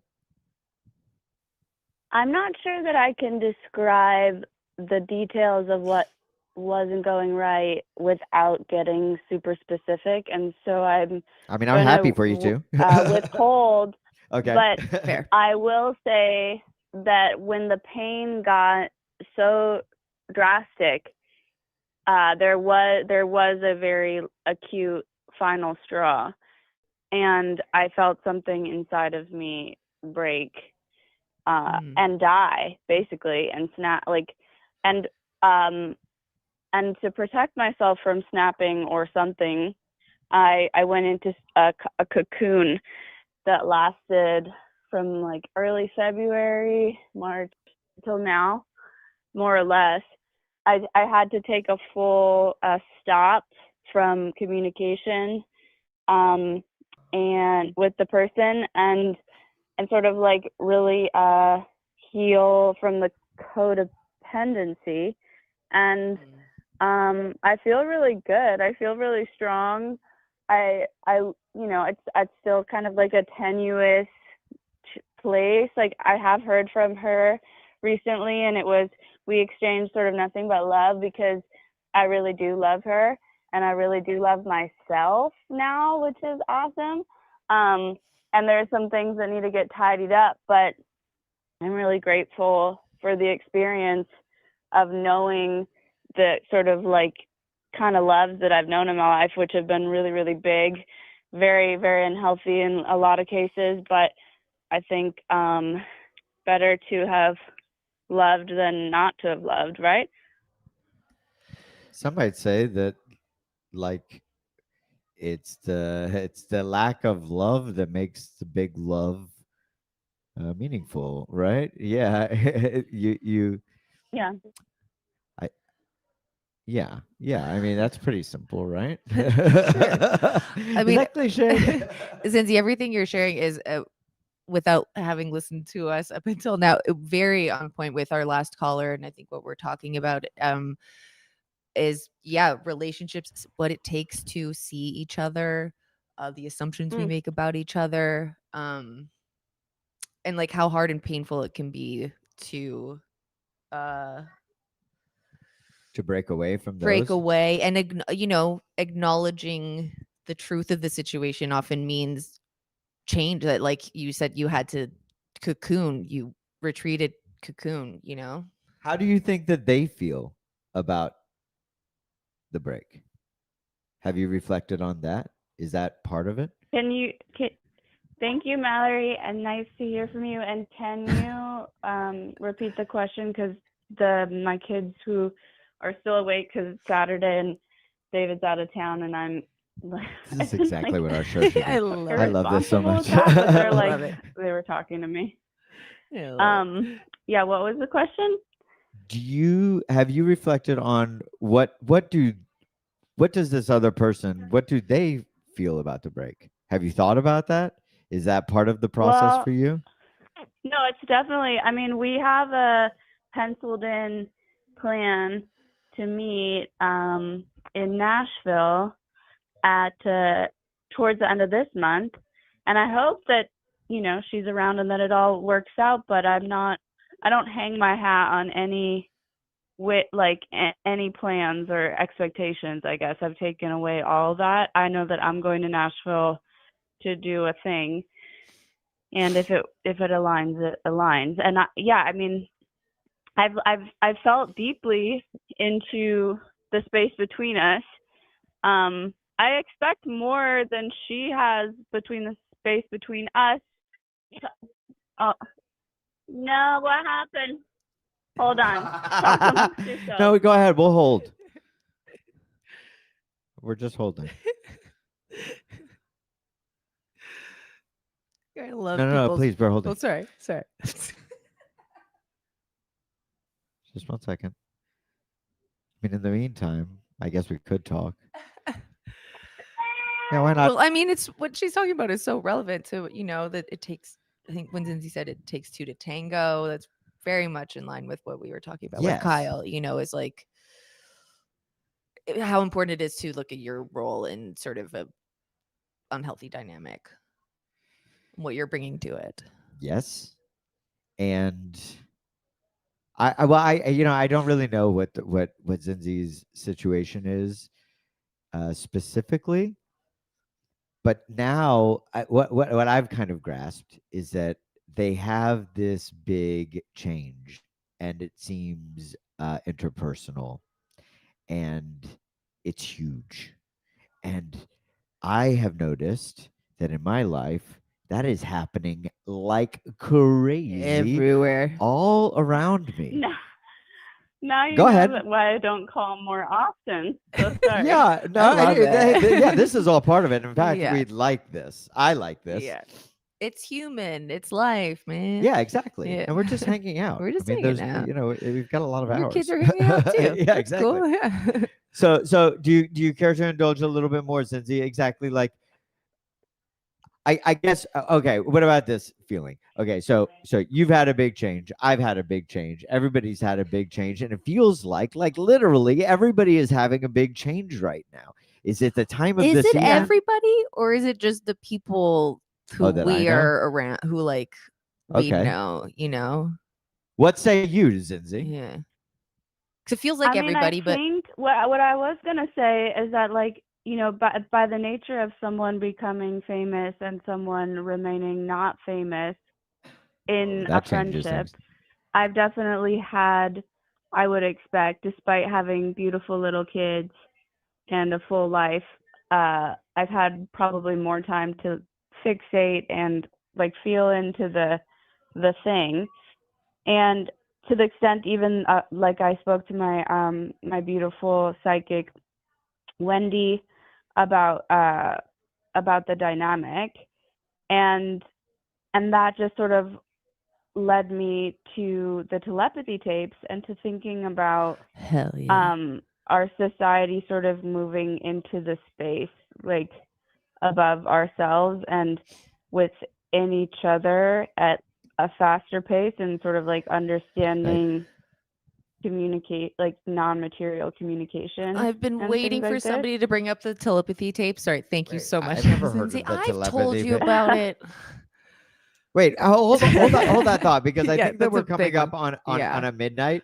Zinzi, this seems to be the way of our timing tonight. Zinzi, do you mind sticking around for a little bit during our commercial break and coming back with us to discuss this more fully? Yeah, I'll stick around. Yeah, great.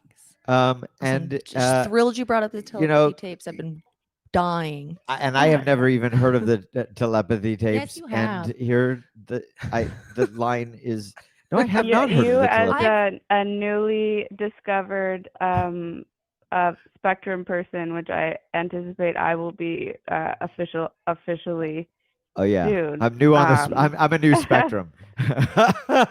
Yeah. You'll enjoy it. You'll be like, oh, I see. Okay, Yes, that so makes sense. Zinzi, we're gonna Okay. go to our last, or you know, our third midnight of the night. That is the mountain zone, and it happens when these children get thrown in a fire.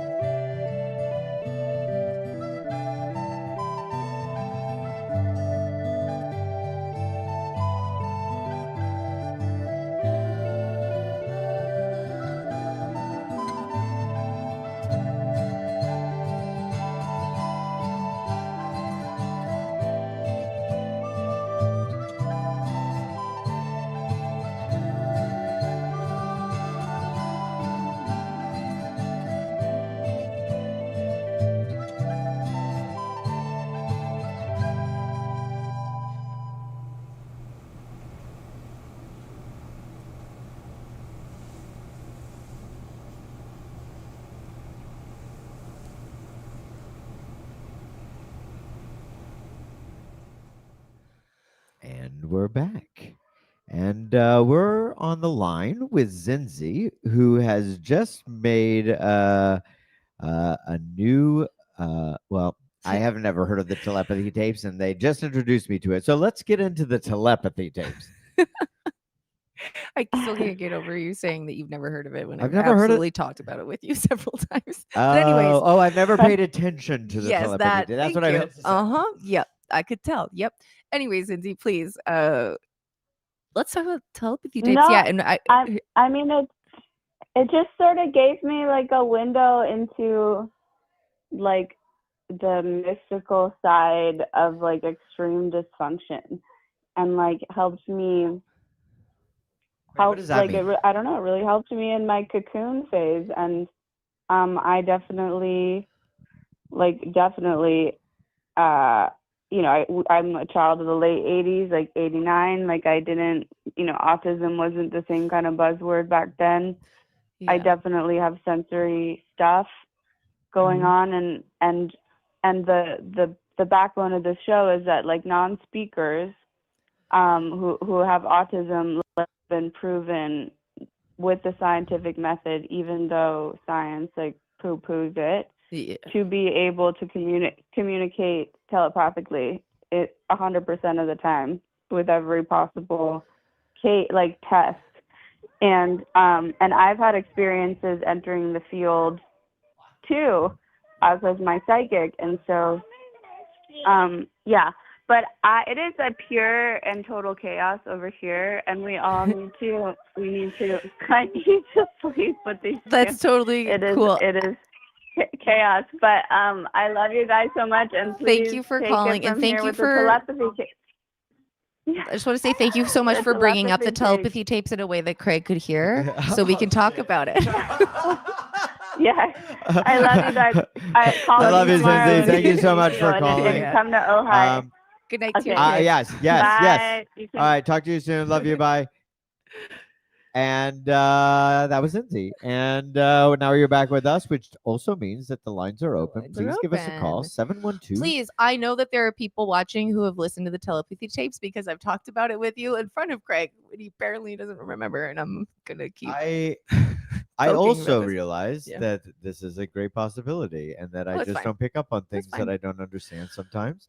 So This is a part. Oh, to go back to the relational thing, accepting. I'm not actually mad. There's a thing I know about you, but also a lot of people is like sometimes it just you need the right context in person for things to click.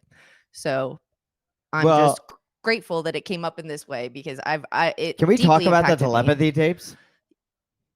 You want to talk about the telepathy? Yeah, I want to tapes? talk Oh my about the God, I want telepathy to. tapes. Thank you so much. Thank you What are the so telepathy much. tapes, Mallory? Okay, so as Zinzi said, it's a podcast that came out. Oh, it's a podcast. I thought it was a tape.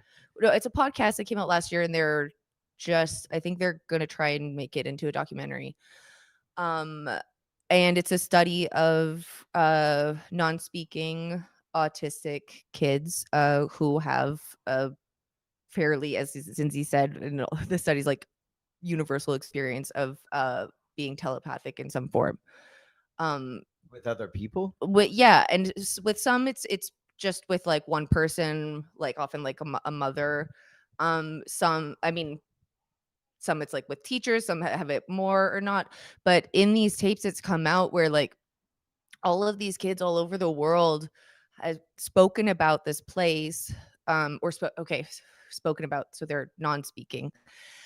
The reason why it took so long for this to come out is that autistic kids who are non-speaking they're often like written off as like that they don't like have any way to communicate, and so it's with kids who are given other ways to communicate or who have limited verbal, so Like they'll what? use like computers Wait, I or like did hear about this, spelling yes. boards. And one of them was able to describe like how he was able to, like, or maybe this was like a prodigy, like how they were able to solve numbers really quickly. And it was like So this that's also a color thing with shape the thing. like savants, they call them. That there's this shared experience, and there's this thing that came out where a lot of them have had the experience of like there's like a world that they go to telepathically that they all like meet on and like gather and share information, have relationships. um it's Telepathically? yeah, yeah. And I that doesn't feel like a big enough word for it because it like I think how we think it's like oh, I can read your mind, but there it to me it feels like there's like a much bigger thing going on. I do want to, so that to me is very interesting and requires like a big paradigm shift in how we like think about like science and measuring things and communication and stuff. But for me, a really important part of it was and the person who made it I think was sort of grounded in like that there are autistic people who are being written off and not given the tools to communicate just because they are seen as like because they're not non-speaking, they're told like they're not going to advance in anything. But with the ones who are given the right tools and time, they have like rich inner lives. So I think that for me is like Yeah, a, whether you believe in the telepathy or not, that like a big lesson in it is like not writing people off just because they don't have like a thing Yeah. I mean, that we expect for communication. I don't want to be written off. Yeah. And I feel like sometimes I'm really not communicating well. Yeah. But hopefully, our next caller, who I believe is on the line, Oh, yeah, can fuck. communicate better than most. And if not, we'll deal with it. Caller, are you on the line? Caller? Chris? Chris? Caller? Are you lying to me, Chris? I don't hear Chris I either. don't hear Chris either. Okay, so then let's just. Chris. I'm sorry. Do we have a there's caller? a caller on the line. Chris? What's going on anyway? Okay. So wait a second. So I didn't Oh. hear it. Sorry. okay. Live TV, baby. So Oh, these- Naomi just said those manis look fresh. Yes, we did get manicures today. Oh wait, Hey. wait. Okay, we got matching but mirrored. yellow. Yellow. There we Oh go. wait, yeah, they can both be in. Ooh, that's a Ew. fun shot. Yeah, it is actually. I should do more hand shots. I Wait, should have the been a other hand hand? model. That's not. Wait, yep. I wait. I can't Yes? let this go. Okay, what? Telepathy tapes. Yes. Like they you're saying that they had Yeah. That's Thanks, my Chris. telepathy tape. Yes. You're saying that please help me understand what was going on. So they were communicating without language to people by their minds. Yes. So it's looked a lot of different ways. Again, should I just tell one specific one? Okay. Okay, so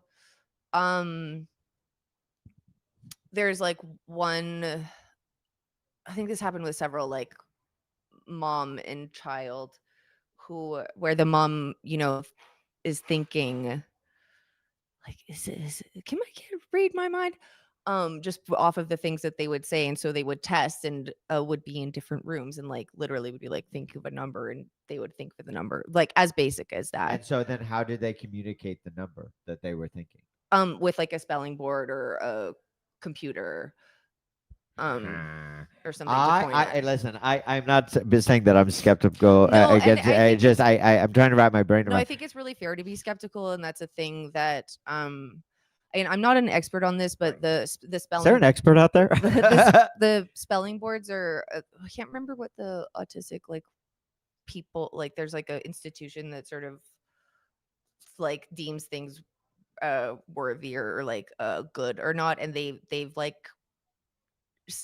made it so that spelling boards can't be used as tools in classrooms for autistic kids because they can be like leading, and it's they You mean they just pointed a board with the letters on it? yeah. And why is that leading? Well, because it's facilitated by another person. Oh, So and I you think can, that like, like direct any your form- eyes. exactly, Yeah, okay. exactly, and that's the criticism that I think I find so offensive, where it's like any sort of secondary person facilitated kind of communication is not seen as like scientifically like valid because it requires another person, which of course it could influence, but like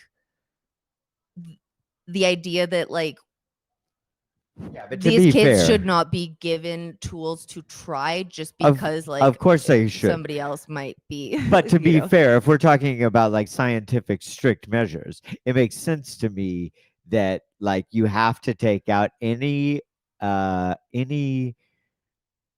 excuse for them to not Totally. take and especially when you're talking about something like telepathy. Well, yeah, and again, that's what with these tapes that they are like actually like doing the moves to have the like highest like scientific sort of like experiments I have to with listen to some who these. don't need the facilitated communication, you know, where they actually can be in different rooms and do this testing and stuff.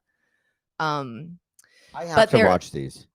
Or wait, listen to these? Yeah, so there was this okay, so this is really beautiful story. So there two kids, a girl and a boy, who are autistic, and their parents, I think, like met through a community of parents trying to find support for their like low speaking, non-speaking kids. And they like fell in love, started dating. But most of their relationship happened in their brains, and they both would talk about it with their parents about like when they weren't together in the same room, that they would like spend time together like at the hill, and like that was a part of where they were able to form their relationship, because that is how they communicate. That like when they were together, they would often just like be sitting and doing sort of like parallel play, or like one would be upstairs or downstairs, but they would be like spending time together in their heads. And in their heads is like So fascinating. is not a but wait, the biggest point of this story is oh, this is a big spoiler if people haven't listened. Oh, whatever. It's not like a fictional. Yeah. Spoiler. That the boy drowned. He died. He tragically, but she knew before her parents told her, because of their connection, because when he died, it's like he's still there in the hill. He's still How do we know body that she died. knew before her parents told her? Because she told her parents. Yeah, see, and so like, listen, I'm just playing And I'm skeptical like here, roughly but, saying this, but yeah. like that's some like wow shit that like the parents could be projecting on the kid, right? Yeah. You know, or just making it up for that matter, and or it being a like traumatic situation that they're putting these pieces together. And not to say that there aren't like emotional cues that people are picking up on and sensing things, but yeah, I really have to you should research this, listen. because Yeah, this no, is very fascinating. and I mean, that is what skeptics say, which again, I think it's important to be skeptical. And also, like, with the amount of people, you know, that this person found who were feeling like lonely, lost, like no one's believing them. They're not trying to get anything. They're just like, my kid is going through this thing. And the amount of people who have had similar experiences, to me, that's hard to deny that there's something else going on. Of course, there's always shit like that, projection, and parents desperately wanting to, you know, their like kid who is struggling to be more. But yeah, I think what Zinzi was saying, and I think what it listening to it did for me was like, especially as like neurodivergent person, was like it helped me to be like, maybe I'm not wrong.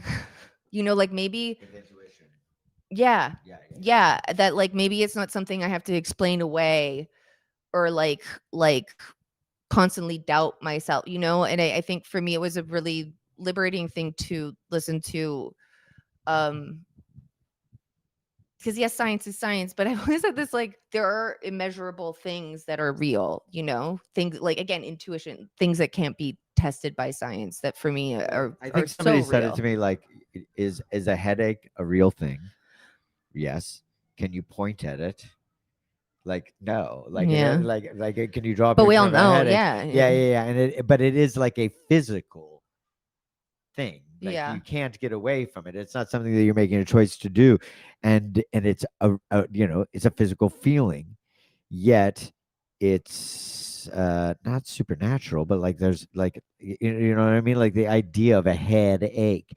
I guess what I'm Yeah. saying is that like there are these feelings, intuition, feelings,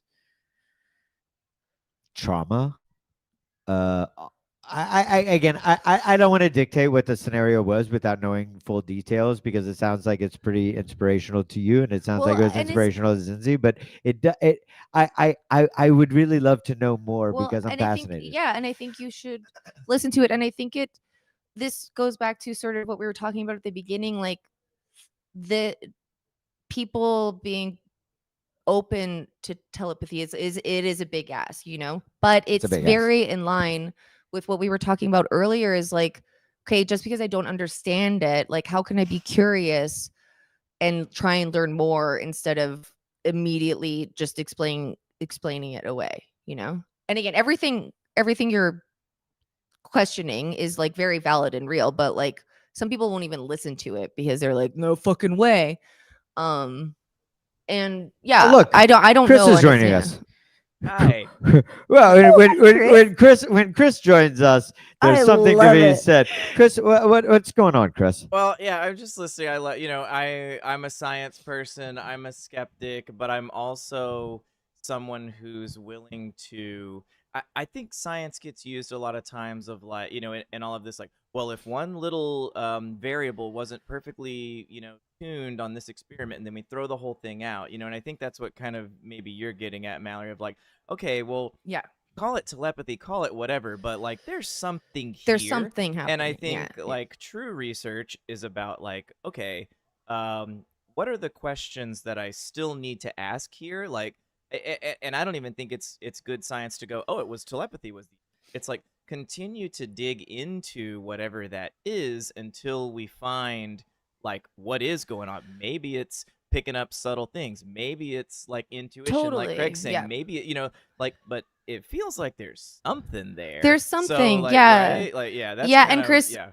I'm really glad you said that, because another point that they make around like autistic folks is like something that we generally accept as like savants are a thing, like the people who are born like with being amazing at like math or whatever. So if I feel like that's something that like we know there's movies about people like that, that like if that's a thing we can accept, then like why like that this feels like it falls in line. Like how do we explain it? I don't know how anybody to science tried to explain it, but it's accepted, because there's sure. a lot like undeniable. So I think what it is that it says for me the thing that keeps on throwing me off is that it's this. You know what? We had Andrew, who was our last guest on the Yeah. show, Yeah. and he was actually over here last night, and we got to hang with him a little bit, and we were talking about colors, and there is a tribe that is in Africa that and I'm getting, or there's a tribal people, right? And their language, they don't have a language for color. They have like the color of a beetle. They have a language for like the context, and it's almost like a poem to describe where this lies in the world and what it appears to be, right? Okay. So that to me is something definitive, but it lacks definition by its very nature, and intentionally so, because we do have red, but they don't have red. They have a concept of like the red in its place. Okay, so I like that better. I guess what I'm revolting against in a way, if not that, but just even in its most extreme case, when you say telepathy, I am thinking something very specific, and Yeah. the like the need for somebody to put this thing into that box. It's like I'd rather you convince me of the feeling that is going on as opposed to you shoehorning your feeling into something that I've already kind of got an idea of. Does that make sense? It does totally, Okay. and I hear you. And again, like there is in what she's describing like real telepathy. Oh, and they also like talk about animals in this too. Well, yeah, like they talk about like a tribe of elephants or something who had like a caretaker that they loved and he died, and they just somehow knew to come back every year, and they knew that no one went and told the elephants that he died, but they knew and they came to his place. So there so wait, yeah. So telepathy, right? So there is like the actual telepathy, but I think that the problem of it is like they needed to get people to listen to it. That's exactly what Yeah. I was about to say. Yeah. Is like Yeah. I think there's a marketing element here. Yeah, of like, exactly. Hey, like That'll this get people to talk telepathy, and listen. That's the thing that'll get you to listen. That'll get you to talk and hear this story that they really want Okay. people to hear Okay. for one So reason then, or so then, another. Yeah. And then now fine. this is the conversation, and it goes beyond that to Yeah. well, if it's Fine. not telepathy, then maybe it's something. Now I'm digging in, though. Now I'm digging in, because this is actually a very interesting conversation that I understand, and I have, I understand the reasoning. But as we were referring to the other night, like there are some real hot button issues that we're dealing with in this world right now, in this country, in this, everything. Okay. There are the picket line arguments, and those are made to be aggressive and shoot at people and like, kind of maybe overshoot the message a little bit to find a happy middle, maybe. And then there are the nuanced, complex conversations and intricacies of the subject that, admittedly, don't work to make change because it offers an out for those who would be unwilling to make a change. Okay? Now,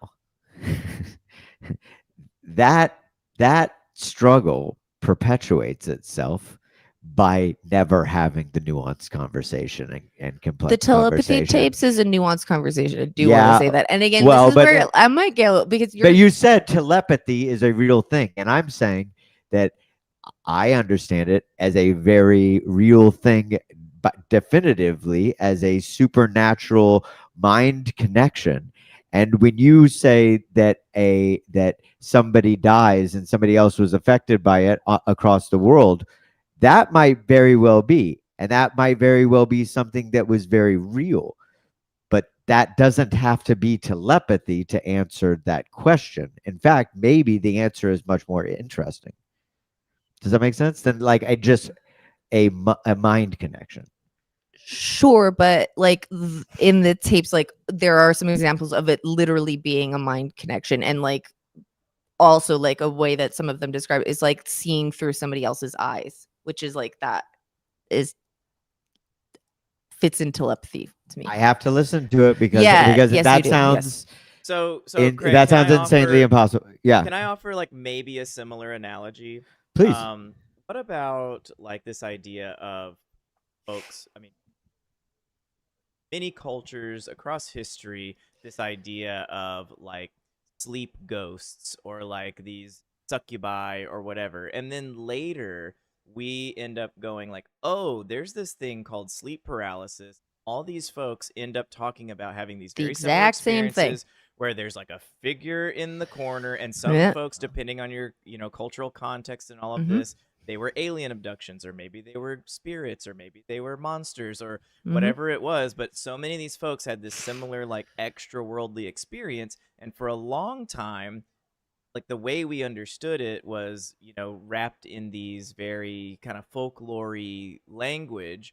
But then eventually, like, we did develop like some scientific and maybe more like what we would consider like medical or whatever type of like term that we can go like, oh, actually this phenomenon is this. Now, I don't know if it's a direct comparison, but does it at least something there? Like right now we're saying telepathy because that's like the word that Yeah. a broad swath of people can like connect to like the phenomenon we kind of maybe see it happening in this experience. And so we're calling it that.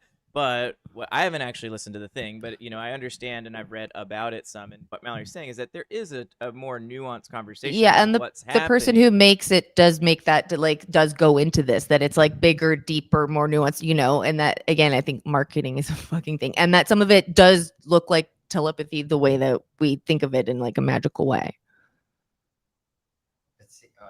Okay, but you're even defining it as magical, and that like dilutes it. You did. Okay, so then I'm But using it. monsters Well, and but- spirits, but and monsters, succubi exactly, and alien yeah. abductions, all of that is very magical. magical, But then yeah. we ended up But learning that more wasn't later. happening. That was I know, that but- that was No, that but- was but it's- perceived, but it wasn't happening. And perception is not necessarily definitive.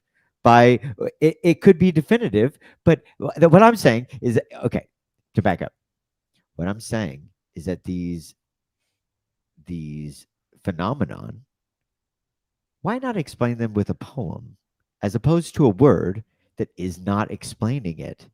And it's giving it this higher order appeal and definition, when really my only argument is, and again, I don't really understand or know all about this, but in my opinion, then even if you're not really explaining it fully, you are explaining it. There's this phenomenon of people having these like encounters with things that they cannot explain. Well, that is very, very definitive, and I'll believe it and give it all of its reverence. But when you say they met with an alien and ghosts, and it's happening all over the world, I'm like, that's too definitive. Explain the poem to me. Give me the fabric of what's happening in its context, and that's enough. That's actually enough. I don't need it to be over defined or over parametered. I think you should really listen to it, because I'm I gonna. think that the person does a pretty good job of talking about it in a complex, nuance, and poetic and like human way, because they go in Okay. skeptical, they go in like unbelieving, like, and they show us through their whole process of like meeting these people and their shift in sort of believing and Okay. coming. I mean, coming I'm around. open. Yeah. I'm And open. I hear you. Yeah. Yeah. I was gonna say, I'll also say, like, I think it's what Craig is saying is completely valid for him Totally. to want like to not want it to be presented in that way. Yeah. And I'm sure there's other people that feel the same way, that somehow using that term distracts from what they're actually trying to do. And there Totally. may be there may be a balance there of like the word telepathy does get some people interested, and then gets entered into this nuanced conversation of like But something actually, different. But so yeah, I actually Yeah. will come around on the because I understand them calling telepathy tapes again as like marketing, where I'm like, that is a grab you sort of thing. Yeah. But I also have thought maybe they shouldn't have called it that, because it is such a polarizing thing. Yeah. So I get that. Yeah. But I think more of what I was trying to defend is like, you haven't listened, that like once you start listening, it is talked about in a much more nuanced way. But I have also had the thought of like, because I've heard people like other podcasters and stuff who are like, people are in their lives are talking about, and they're like, fuck that, I'm not going to talk about it. That's bullshit. Where I'm like, well, that's shitty. And yeah, maybe with a different title they would have been open to listening to it. But I also like, it's I wonder, frustrating though. to me. Yeah. I know, again, and this is what's frustrating is it's like you're acting like an expert without even giving it a try, like yeah. I mean, obviously, I'm I not saying understand. you I were understand the but, resistance that you're talking about. And I think that I think that it's valid. It's again, it's to me over simplifying something, and maybe it's because I'm willing to be complex.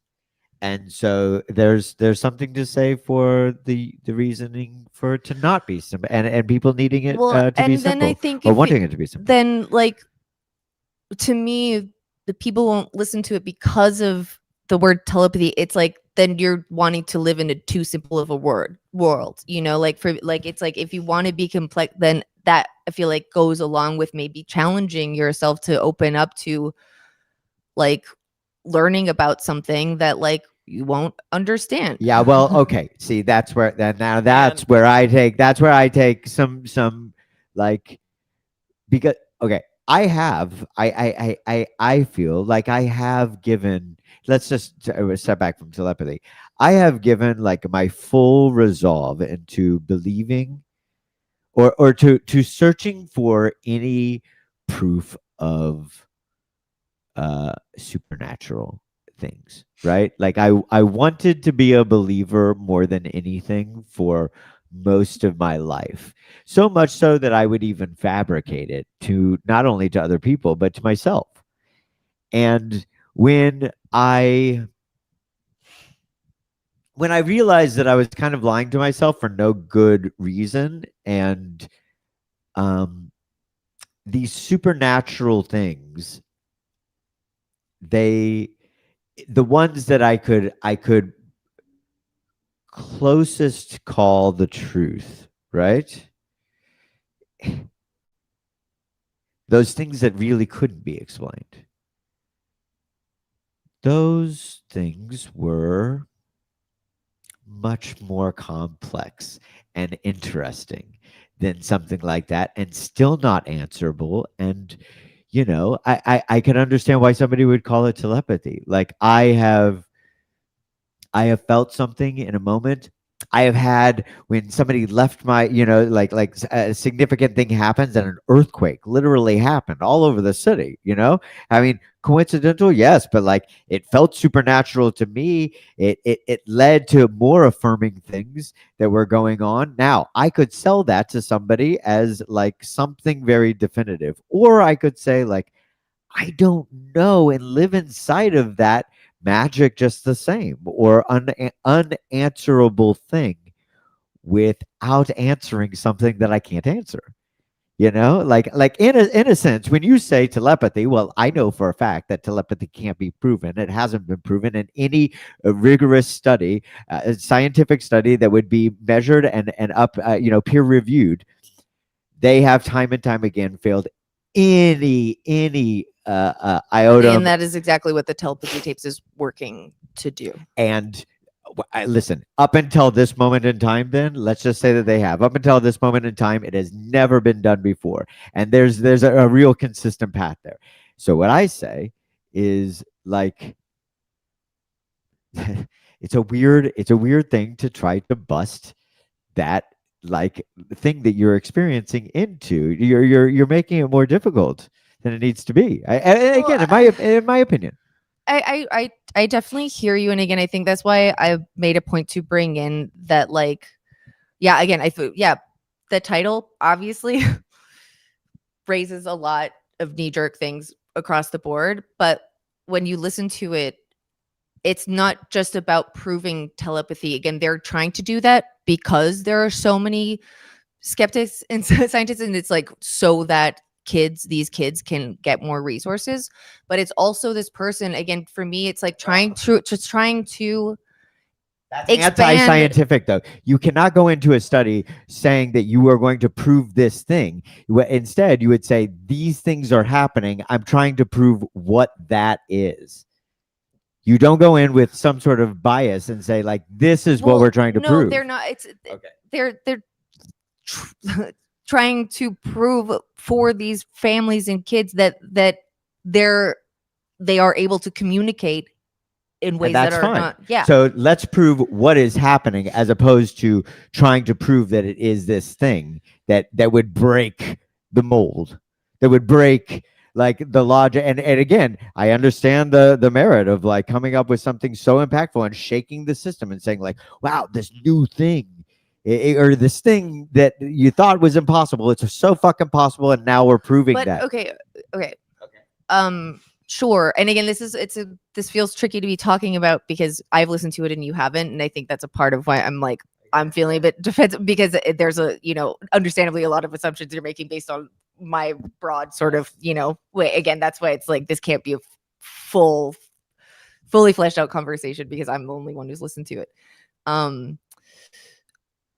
But to me, it felt like, again, no, I think the importance is like advocating for kids who are written off as because they are like non-speaking, as like being a lost cause, throwing them to the side. I disagree with that, and full stop. Yes, they are not a lost cause. Yeah. There is something going on. Yes. Okay. Yes. definitively, that is, like, the crux definitively, of I don't the- need to the- listen the- to it. yeah. There is something going on in Right. kids. There are Right. mystical, and I hate to use the word mystical, but without a better word to describe it, there are mystical, seemingly supernatural things. And I would Yeah. say that if it is happening, by very nature, it's not supernatural. In Yes. fact, there is a natural thing, and maybe we haven't researched it enough exactly what's going on. But throwing it in the fucking magic bin is certainly Well, not doing anybody any yeah. service, because this could be utilized. Well, no, and again, that's what I'm saying. That it's There we like go. that it's not the whole podcast is not to like prove magic. It's to like have us Something is accept, happening. yes, Explain yes, a and phenomenon. accept that, like, Thank you. yes, Thank exactly, you. Thank you. exactly, and that's And why I think the connect. title is like we're saying. Like, Yeah, it's it's a the thing that Bullshit. trips and people up. Yeah, and you have I think you have a very fair point about, yes, when you throw out a word that feels very magic-y, yeah, people are gonna have magic yeah. feelings about it, and and like but, really polarizing feelings, which sure can sometimes not be helpful for people to be open-hearted and open-minded, or helpful to these Totally, children yeah. that are Right. experiencing something that is very real, that should be studied, that should be honed. I mean, I imagine that if it's any type of communication, even something that I can't understand, like, it can be made better. It can be Yeah, it yeah. can be made more functional. Yeah. That language can we can be like help created. facilitate. Yeah, them. like yeah, that's yeah. what should be going on Yeah. now. that is what this is about. Even putting it in that bin as a market now, and I'm kind of digging in even more. Like, even putting it in that bin for marketing purposes, right? Like, you're not doing these kids any favors. You're actually, what you're doing is you're making a show of it. You're fucking objectifying it. You're putting them on a stage in the sideshow and being like, look at these telepathic, magical, mystical children. Hypothetically, the way that I'm taking it right now. And then, as opposed to saying like, holy fucking shit, guys, we're collecting all of these phenomenon all over the world. It is a very real thing. Let's not judge what it is and what it Well, isn't. can I say That Let's is make it- exactly what the person who did that sounds like in all of the episodes. Shouldn't have called it telepathy. Well, Yeah, person. yeah. well, let me say this, Craig. How about this point? What if they did want to tell that story, but they knew, and maybe they even tried to tell the story without that, but they knew this is how you get people to buy tickets, so that you can hear the real story. And I hear what you're saying about that, but if it is done with reverence and respect, and that's the way you get the people to hear the story, is by starting with something flashy and what now, it makes you want to like listen to it, and then they truly take care with the story. I guess it's like, does that justify it? If folks got to hear and understand the importance of the actual situation because they used that, it got them in the door, but then they Yeah. heard the real deal. I don't know. I'm Yeah, curious how I you mean, stand on that. Like, even acknowledging that it's misleading, if you even want to say it. Like, you know what I mean? Yeah. Like, even acknowledging that it's a marketing ploy or whatever. But if in the end, Yeah. folks do hear that and get some better understanding about, situation, is that Yeah. And I really great points. And I think I really appreciate, your sort of reactions around, the like, is it making a spectacle of them? Because, even when I'm listening to it, it was like paradigm shifting for me a little bit. And also I always want to be aware of like, good storytelling, marketing, like how might I be being swayed here? And so I think all of these things are really valid, but also it doesn't change for me like when I listen to it, the deep feeling of like there's something there. And it feels really important for people to be open and curious, especially, Yes. for the humanity of neurodivergent kids, disabled, kids people who can't engage in the world in ways that our world is built, which is through speaking. Okay. I'm with it, and Well, guys, thanks for having me on. I've got to Thanks get for back to coming on. editing the show. That was but great. Yeah, could Chris, I when love you you. take- I love your show. Love Yeah. you. Love your show. I need help. Could the two of you push the top of my TV down Yes. so that I can get out of here? Okay. Thanks, guys. Bye. Bye-bye. That's much heavier than I thought. Okay. All right. Well, There we yeah, we should have. go. We'll fix the depth thing next time. And also, Chris, if you would line up a video because Yeah. I would like to use the restroom before Me I too. come back and say our goodbye and maybe give everybody is a my little breath because situation. I think I was a bit disagreeable there. I very much enjoyed it. It was good. I hope you did at home too. So yeah, Chris, go do something.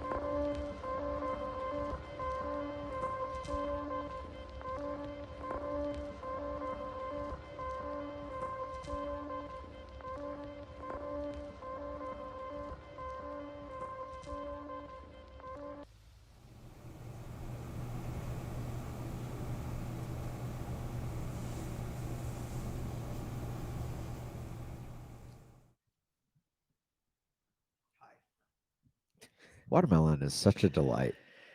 It's A so good. delight to eat, a delight to taste. Not so much as I've been hearing, a delight to hear. I mean, for me, Do it some really is, ASMR. but yeah, some people really don't like it when you eat. That's never really bothered me. What, eating watermelon specifically? Or just like eating into a microphone? Yeah, It's kind of no rude. good. But like, actually, if you're going to, watermelon is a good one. It's not a gross sound. What did you It's a good What did you think crunch. about my my watermelon eating? It was The good. sound of it. It was good, and I It wasn't bothering I you? actually am You're very bothered a sensitive. lot Yeah, I know. You're by you are. mouth sounds. We have a It caller was a good crunch. Oh, caller! We have a caller. Oh, great. to end To end the night. the night. Say goodnight with us. one caller, and this caller is who? Caller? Caller, Tom. I'm sorry. who is this? I th- Hello. Hello, caller. Hello. Yes. Hi. How are you, caller? Do you mind sharing your name and where you're calling from? I'm Catan Girl, and I'm from Cincinnati. Catan, calling from Hi. Cincinnati. It's good to hear you So again. nice to hear from you again. Yeah. What's on your mind tonight, Catan? I don't know. I don't really have anything in my mind. I just figured I'd call and say hi. Well, thanks for calling. Thanks. How are you doing? How are you doing Yeah, from the but, last time you called um, in? 'Cause that was a pretty big call the last time you called in. It was a very big call. How are you doing? Yeah, much better. I'm doing good. Actually, Anything in the show Wait, inspired? did you? Can I ask you? I'm remembering your last call. Did you confront your ex about the infidelity? That was the thing that you were gonna do, right? Literally, well, that is where we ended. Yeah. it wasn't confronting him like Okay. he told me about it. But no, like we're 7 months out of that now, and we're friendly, and Okay. we talk, and like we're doing taxes together, and Ugh. Oh, that is really Taxes, fun to do together. So things are working out. I think I'm being a little silly. Anything about the divorce is show going well. tonight inspire you to call as you were watching, or did Um, maybe you just want to tell us how good we've been doing? yeah, I just haven't called in a while, and I was actually for the first half of the show watching the F1 race, and was Watching at a what? comedy show earlier, so I'm just kind of like all over the place doing all the things. Watching what earlier? Oh, I went to see Doug Stanhope earlier today. Oh, fun. How's that? He's a comedian. Yeah. It was great. That might have been one of the best comedy shows I've seen. Really? Yes. It Why? was great. Yeah. Can you say a What'd you bit say? about why? Why it was the best? Why? Mm. It's like no holds barred, just I don't know how to describe it. It was just every other one I've seen has been like very like guarded or like, People kinda worried about feeling the being canceled. crowd, and he just says what he wants, and Okay. I like That's it. one thing I Yeah. always knew about you, Catan, is that you are really edgy and you like the stuff that's really provocative and pushing people's buttons. Yeah. I'm being a little silly. Yeah, as I'm you good with just said, that. But I think she is. I think that's the point. Learning something new about Catan. That's great. Glad you had that. Well, I'm glad you came here to spend the rest of your night with us. Oh my We're God. coming up against midnight. Catan, Thank you for helping us get through the Yeah. last 5 minutes. It was very This nice is to hear your this voice. is the end, Catan. But before I cut you off drastically, is there anything else, last bit that you'd like to share with us? No, I don't have anything else. I was just Well, then fine. yeah, Tell saying Craig he hey. looks young. Yeah, tell me I look. look No, so don't. young. Please. Now I feel insufferable. Catan, thank you for taking us to the end of our Yeah, show. thanks for I'm getting us to the sorry, end. but it's such a great thing to hear your voice. Yeah. And thank you, Kyle. And thank you, Zinzi. Zinzi. And thank you, Chris. And thank you, everybody, for watching at home. And thank thanks, you, Brody, for thank you, all your Brody. help. and Thank you, Chris. Thank you, Pippa. Pippa. And thank you, Thank you, you, Isa. Isa, and God.